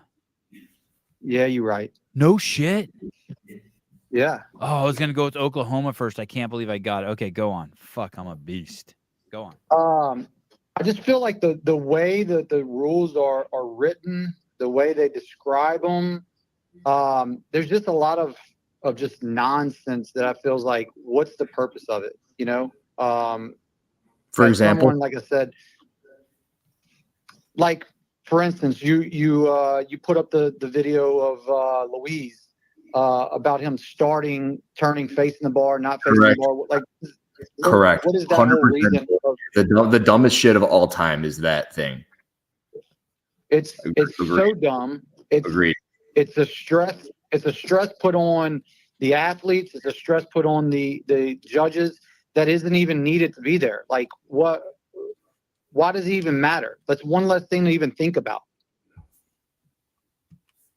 I mean, throughout this whole weekend, I judged athletes on Saturday and Sunday, and even me just going through the trying to remember, like, okay, are they doing this? Are they doing this on the handstands? Are they doing this on the clean and jerks? Like all those different things. Like we just need to go back to like straight movement, and then also think about further ahead, what issues are we going to see if we describe it that way? You need to get a job at CrossFit. I mean, man, it's just one of those things. I mean, it's just hard, you know. And hopefully, none of the athletes that I judge this weekend get hit with any major penalties. But I'm a strict judge. Like I hold them to the standard, and that's the way it is. But like little small things, turning around, not facing the bar. It's just kind of one of those things. It's just so aggravating from a judging standpoint. That's not even needed. It's a stress that doesn't even need to be in there. And that's just my thing on that, you know. the head hanging over at the top of the step up is ridiculous too. Yeah, like so I'm a shorter guy, right? 5'5". I did the step ups, and that's heavy. And naturally, 100 pounds is going to kind of pull your shoulders down a little bit, so your head might fall down just a little bit. So you judging just an individual that's literally looking down, but they're still upright with their chest as like a no rep, like versus an individual like Louise, where like he clearly wasn't stepping all the way up with both legs, right? He didn't have extension of his knee, didn't have extension of the hips, things like that. It's just one of those things where it's just like, man, like what the heck are we doing? You know? And another thing I think could be easily be done is if they need to set it, right? That if you're going to put your name on the leaderboard, a video has to be uploaded by every single individual. Doesn't matter, has to be uploaded somewhere. If you don't upload the video, your name gets taken off, right? Pretty sure Rogue did that. Or you just get thrown down to like that's like the scaled version. So the highest you can finish if you don't have a video is below the worst video. The worst guy. person who has a video. Yeah. I'd be fine with that. I'd be fine with that. Yeah. And if you do that, you won't have these individuals like Nick Matthew that got hit with a penalty. So now he's like 690th or whatever on the workout. And you're going to tell me like all those individuals before him all did 100% correct reps? No, but he's going to have the kind of outfall from it because of his name and his placement. Those other individuals, the 650 people in front of him, they're never going to get judged. Their videos are never going to get judged. So he's getting screwed, you know? I'd like to see this fixed before there's peace in the Middle East. I think that would be the right stand, you know, on that. But man, I love the games and I love everything. I've been to I went to Carson 4 years. I went to Wisconsin 4 years. I'll end up going to Dallas for a couple years while it's there. I love everything about it. I love the sport of it. I competed in a long time as an affiliate owner. I don't have the time to put my effort into it as much as I used to. You still own an affiliate? Yeah, I'm 14 years. Yeah. Oh, what affiliate? CrossFit Denham Springs. Oh. I'm right outside of Baton Rouge. What's your name? Brad Patty. Brad, nice to meet you, dude. Thanks for calling. You're kind of close to Bill. Yeah. He's in Mandeville. So, I mean, I'm from Hammond area, so that's literally only like 30 minutes away. Damn. Is your rope relatively close to your pull-up rig? So I actually had to go to a different affiliate to do the rope climb workout because I don't have ropes inside my gym. I have them outside my gym. So it was one of those things. But yeah, I trained with Brandon Luckett for years. I was a coach on the teams that he was on for years. So I know all those guys, born and raised down here as far as that. So what's up with Brandon Luckett's score? Is he still in it? He's looking good. He moved up to second. Yeah, he moved up to second. What a beast, dude. What a fuck. Hey, do you know him? Do you talk to him? Yeah, very well. Oh, what's he do? I love that guy. He was on last time he was on the show. He said that he was kind of retiring. He said he would still stay fit. And then we saw him pop up in teams last year.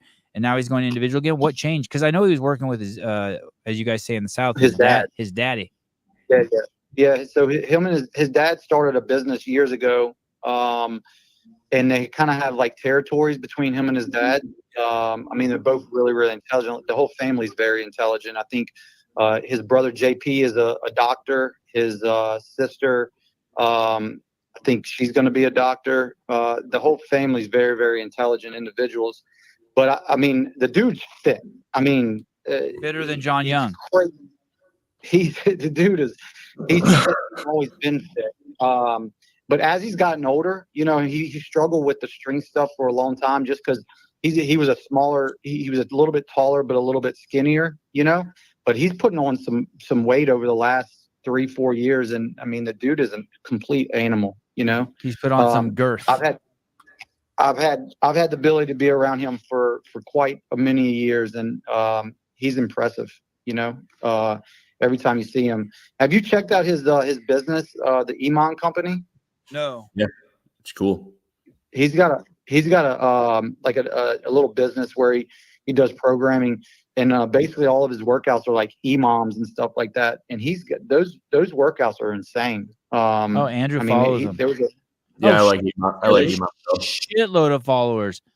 Oh, he's fucking jacked, dude. Dude, Brandon looks great. Dude. He looks great. I saw him do workout too. Smoked it. Oh, he would be so. Which is he a West or East? He's East. West. Yeah, well, he's in the same one with Medeiros. Yeah, he's in second of Medeiros right now in the West. Crazy. Oh, that would be awesome. I would love to, because I'm going to go to the West semifinal. He'll be so fun to work with. He's great.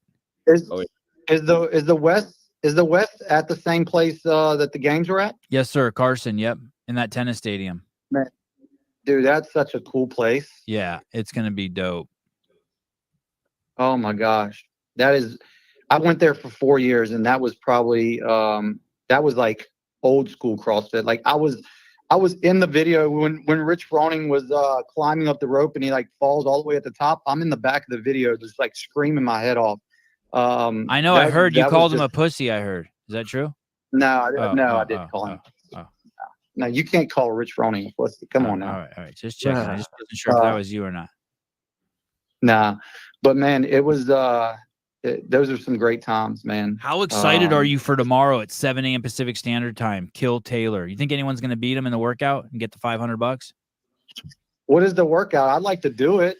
Have you announced it yet? No, you won't know it because we can't let you guys get the money. We're putting everyone at a huge disadvantage. You'll see Taylor do the workout. That's when you'll hear about it for the first time. There's rope climbs there's a rope in it. I don't know if it's rope climbs. You need a 15-foot rope that's hanging from the ceiling and kettlebells. He hasn't even said the weight of the kettlebells. Then he'll do the workout, and then there'll be people in the chat who who will DM me their phone number, and then on the work phone, and then I'll send them a link, and then we'll go live with them and see if they can beat it. And if they beat it, they get $500. Well, no, you have to beat it and be the best person who beat it. So if 3 people beat it, only one of them wins $500. But if no one wins it, we roll it over to $1,000 the next week, and $1,500 the next week, and $2,000. How impressive is he? Oh my God. Talk about a guy who's fucking striking while the iron is hot. He's fucking living up to all of it, right? Yeah, I mean, I knew about Taylor whenever he competed, and I think he missed it by a spot at the CrossFit Games, and then he got buried by that pig. So I didn't really know. I knew of him. I knew he was fit. But man, what he did in the quarter, in the Open, in the quarterfinals was crazy.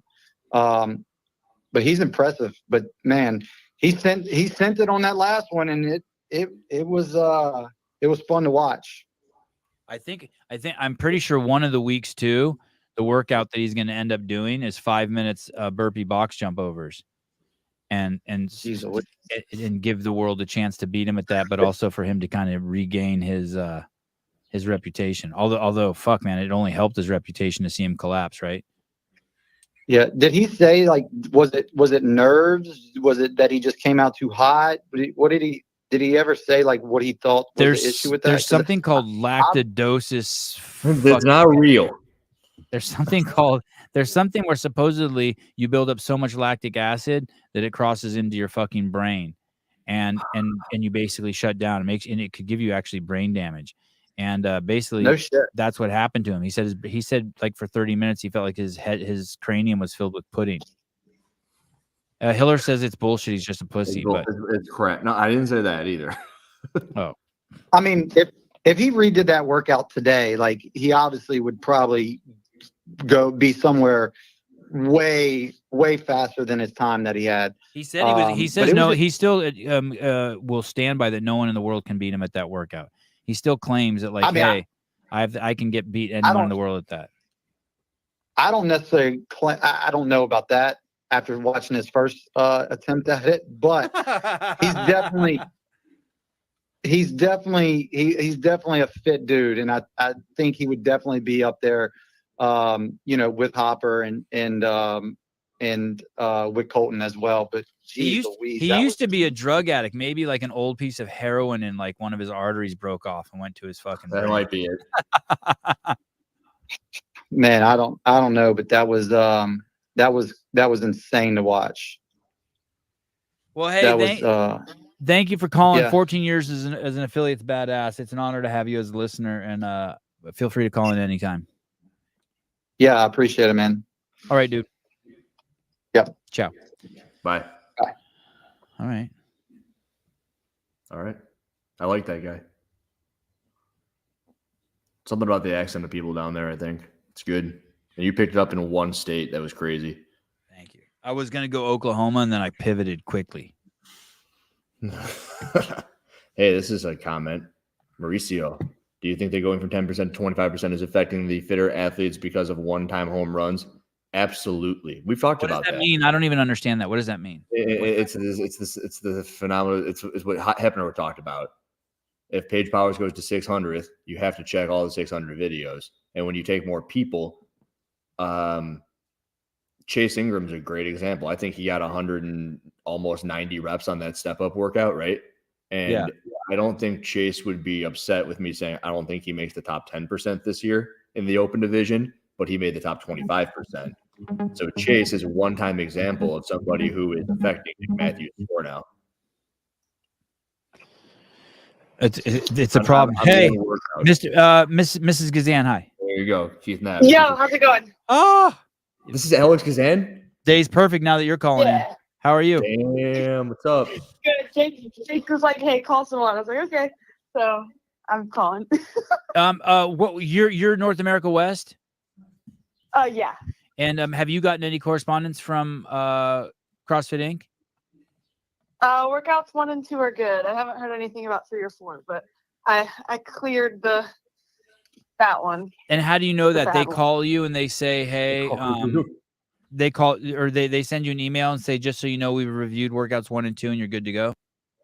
Yeah, they'll send you an email like per workout, like workout 1, we've reviewed your video and like your score's accepted. So they'll either say that your score's accepted or it's penalized or it's like rejected. So you'll get usually like 1 of 3 responses. Do you know anyone else who's gotten emails from CrossFit regarding workouts 1 and 2 being accepted? Yeah, I know like a good amount of people that are accepted. I also know a lot of people that aren't. Yeah, it's wild. I don't even understand what's happening. I wonder, Alex, if they wait till they have everyone reviewed for 1 and then send out all the emails together, or so that way we can No, because I got mine reviewed literally like a couple days ago. Okay. And then like Studs got hers this morning. So I don't know if they just, I don't know. I don't know the order because I've had 2 of mine reviewed now for a couple days and some people are just getting emails. So we have no idea if they're actually on workout 3 or 4 yet because they just send them out as they're done. Yeah. Okay. Are you anxious about it? No, I feel pretty good. I like all my videos. I like watched them and they were all fine. And I sent a backup video for 3 already just because my timer looked a little blurry. But like, I feel like the only reason I would have been nervous was because it seemed like they were kind of giving really random penalties for the step up workout. But like I said, that was cleared, so I'm not stressed anymore. Awesome. So you're going to the semifinals. That's the plan, unless they pull something crazy on the next workouts too. Hey, do you win some money if you take first place in the quarterfinals? Is there a prize? There's not, and I think if there was, it would just be worldwide. I don't think they would do it based on region. Do you think that there's any chance tomorrow that you would compete against Taylor Self and the Kill Taylor show? That's also why I'm calling. Jake told me to ask about it. You guys aren't saying the workout yet? No, we are not saying the workout yet. We're trying to make it so no one can win. So we just want to give you as little notice as possible. Gotcha. But all you'll need just to be somewhere where there's a rope that's 15 feet long and some kettlebells and a cell phone. All right. And a cell phone. All right. And I could be convinced. And if you beat his score and everyone else's score who enters, and there won't be a lot of people who can enter, like we'll only be able to take 4 or 5 people. Is he gonna have a week with bench press? Maybe we're gonna do this every. Not knowing Taylor. Taylor's got a god awful bench press. We're gonna do this every week until we've completely taken over. Until it's like the only thing people want to watch. It actually is really entertaining. Watching him die on the box jumps was my favorite part of quarterfinals. Mine too. You and I probably have a lot in common. Hey Alex, how's everyone's video submissions going over at Underdogs? Anyone get dinged over there? So far so good. I think there's a girl in the East. Her name's Sam Q. She got dinged, but she wasn't in contention anyway, so it just knocked her down a little bit. Because you're over there with like Ellie Scott. Ellie's good, right? She's the picture on all of it. She's good. She's got. Yep. She said she got a 2-rep penalty, so she didn't get a major penalty. So she's good to go. As far as I know, Kyra's good to go. Good. Yeah, it sucks. Underdogs, like Australian Underdogs, there's like shit going on there too. Caitlin Van Ziel, her like video link didn't work. And I guess like she didn't see the email within a certain timeline. So when she responded like, hey, like it should work, like they were just pretty much like, nope, like you're out. But she had like sent the video on time and had her score in on time. Wild. It's so wild. Wow. So what is there? Is that a done deal? She's out, or there's still some? You guys are still contesting it, or Kotler's still contesting it. She told me she's out, but I have such a hard time believing that like that's just the end of it. Like if you submitted your score on time, you have proof that you sent the video on time, but the link just didn't work. Like I feel like you obviously aren't going to cheat your score because it has to be the same score once the video does work. And you can see, and you can see when the video was uploaded too. It's not like you can change that. Yeah, so I don't know. I don't think that that's fair. That's actually a big problem too. Like Laurie, I can't pronounce her last name, but she's Kuna? in South America. Like that happened to her. Yeah, Laurie Kuna. That happened to her. There's a few people that happened to. So it's just I don't know. Like I said, I posted this on my story. I don't know who's got their panties in a wad, but people are out for something. Hey, would it be a shame to you if Paige Powers didn't make it? Oh, for sure. Like I think the idea of the CrossFit Games is to find the fittest on earth, and if all these penalties let all these other people at semifinals, like it just takes away from like I'll say like the quality of the athletes that are gonna be there. And Paige Powers, obviously, like you've seen in live competition, like she moves well. She's never had like movement problems before, so it's just like it'd be devastating. She's a phenomenal athlete and I think a really sweet girl. Like it's terrible. And she's definitely games caliber, no doubt. No doubt. She like just won Wadapalooza. She was top. I think she was top 10. Like she's fit. Hey, was Kotler your judge for all your workouts? Yeah. And does he go crazy during all of them like that? No, so the video is actually kind of funny because I just got like not nervous for that one, but like we were at the gym for a long time and like I guess like the hype and the adrenaline of quarterfinals just starts to like get to you a little bit. And I went up to him because I like want to like tell him what I need, right? Like you don't want like someone just yelling at your face if like that's not going to help you. And I was like, hey, like just so you know, like I kind of want to zone out for this workout. Like I just want to like be in my own like little world. And he's like, word for word, what the fuck does that mean? And I was like, he's like, you mean you're not gonna try? I was like, no, like I'm gonna try. I just like want to be chill. Like I don't want to stress. And he was like, okay, well, I'll just tell you if you're like taking too long on your breaks of wall balls then. And I was like, okay. And you could tell he was like so stressed the moment I said that. But he didn't say much. Like he just kind of was like, all right, like good job, like you're doing good.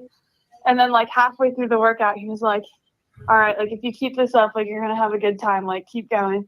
And then after the workout, he just went fucking nuts. It was awesome. That's workout 2? Yeah. And you got 6th place in the world. Now on that last rep, I just noticed you actually jump over and clear the entire box. Was that the plan? I mean, I saw people do it, so I was like, okay, like I can clear this one. Is that the only rep you did like that? Yeah. Just to get the last rep. Yeah. Hey, dude, that's championship shit. Good job. You're a future champ. Look at you. Fucking A, Alex Kazan. Thanks. Dude, yeah, Justin's awesome. That, like, I could watch that video on repeat, and it just gets me so hyped. All right. Well, hey, thank you for calling in. Good to hear your voice. You're wonderful. It's a pleasure and honor for us at the Sevan Podcast to have you call in. Tell your husband he's wonderful too. Thank you. Good job.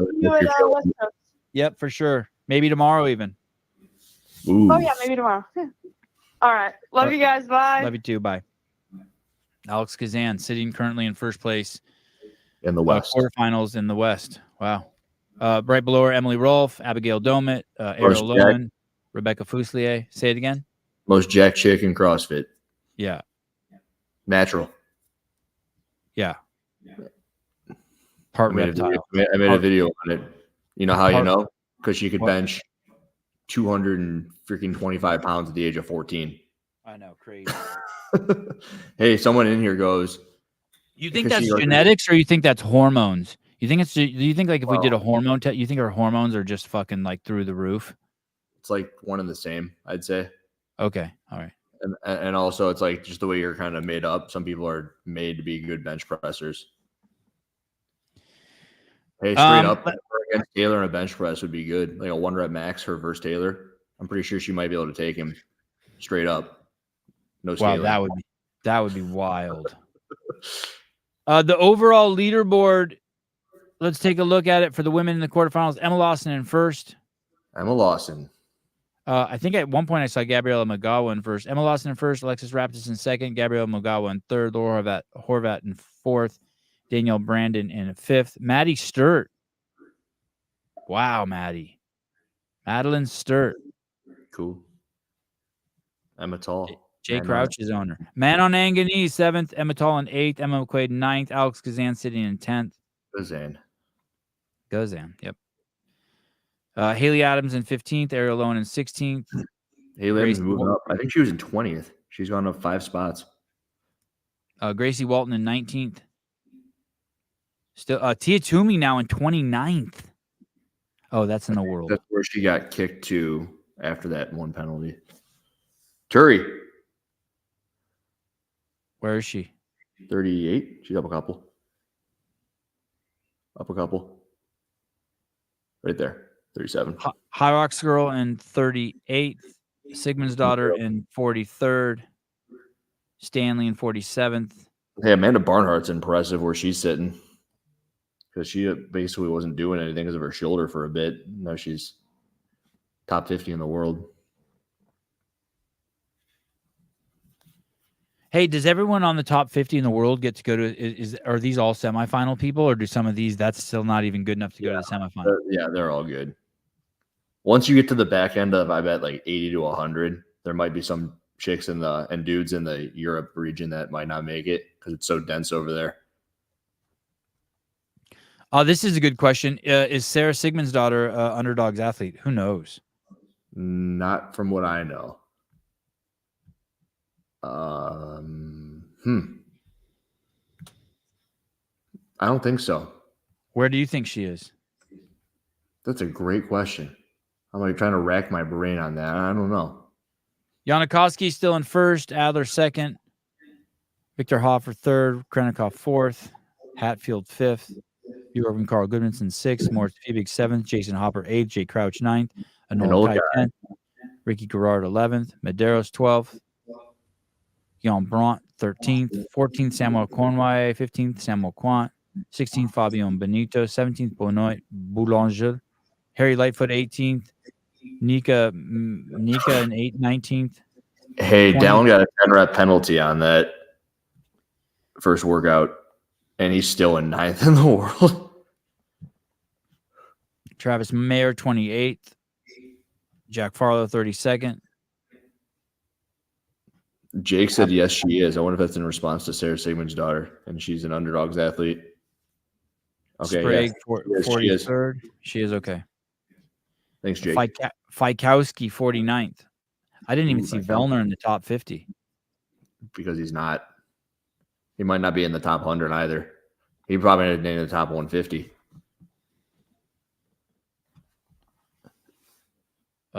Go over to the West. Colton Mertens in 9th. And, I don't see Vellner. 26. Oh, 26th. Okay. All right, guys. Great show. Sevon, if you could sleep with anyone in the chat, who would it be? Jake Azan. No, I can't say who that is. You can't say Jake Azan? I could say Jake Azan, but Really? I can't tell you who that really is. Barry, the answer is it's top 40. Look at Heidi. She.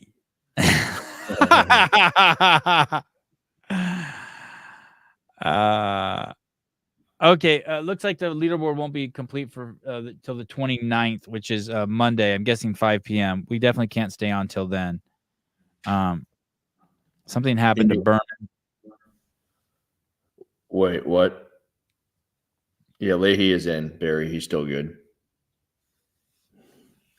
I am going to go pee and get ready for. I don't know how you made it. And I'm gonna go to. I got to figure out tomorrow's show. Tomorrow's show is gonna be crazy. All right, Andrew Hiller, thanks for coming on. Oh shit! They rejected a workout because he missed a video. Oh, Berman. Wow. They're talking about the same thing that happened to Van Hill, maybe. Can you pull up Jake Berman and see if he's got a 0 somewhere? Jeez Louise. Yeah, I'm on it. Wow. Oh my goodness. Jake Berman, TTT. I might go get a haircut right now at Supercuts. He's back in. They brought him back in. Who, Berman? Oh, they brought. Okay, that's what Halbum was saying. Oh, it's been fixed. They fixed it. Okay. Hey, Jorge Fernandez is in. That means that he was in the 50s, so he's from all the way up from down there. Wow. Good on him. I'd like to see him at the games. I would too. I like Jorge. Taylor sitting at 33. Where was he before 30? He was at 34. No, So was he that? He's only moved up one spot. Did he get? Wait a minute, what's going on here? Nothing. His scores are the same. How do you know if someone? Can you click? How do you know if someone's been penalized? Like, can you click on? You go to help in the document. Okay, so you can't just click on their name and see it. No, that would be a cool feature, though. All right. Maybe they haven't really gotten to the East yet. Oh yeah, shut up and Scribbles on today. Oh, they're coming. Oh, Taylor's not going to be able to make that out alive. I bet he's a nervous wreck. So I don't know how Jorge's moved up so far, but Taylor's only gone up one spot. Shut up and Scribble. Shut up and Scribble is on at 10:30 a.m. Oh, it's in 3 minutes. Oh. How come they have fucking such great thumbnails? JR. Definitely not JR. Doesn't do thumbnails. I think JR makes the thumbnails. All right. So that show will be on in 3 minutes. Maybe we should hang out with you guys for a couple more minutes. I wonder what happens if they try to come on at the same time we're on the same channel. Can you have 2 live streams from one channel at the same time? I don't know, but I'm going to say no. I don't know though. Here's the link to their show. Let's find out.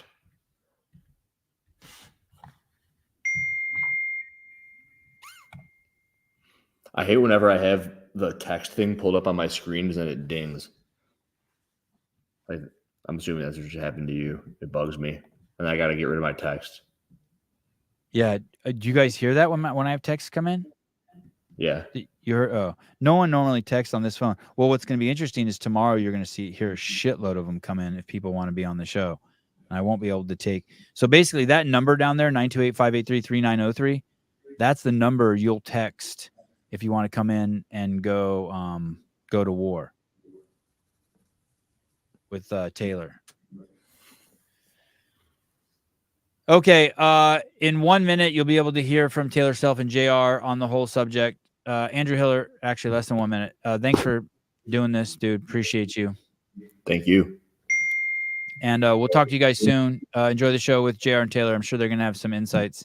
It is going to be interesting, like Hiller said, to see, since Taylor, we have Andrew Hiller giving his perspective, being one of the judges that his athlete got dinged. And now you're going to hear from one of the athletes who's in the top 40. Sweating fucking blood. You guys, I can't send you links already. People are already asking for links.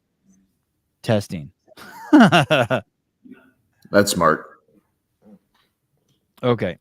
Oh, and then someone says I DM'd you about your subclips page. Okay, thank you. Oh, this is a funny comment. Bike, ruck, run, lift. I saw the HQ recommended that everyone use a judge who's completed the 2024 judges course. Yeah. Obviously, they're going to recommend that. But what does it mean when those that they trust at the highest level can't do it themselves? All right. Shut Up and Scribble is live. Oh, I see them. They're live. Oh, you can do it at the same time? Let me send you a link. Talk to you later. Wait a minute. Can we pull it up?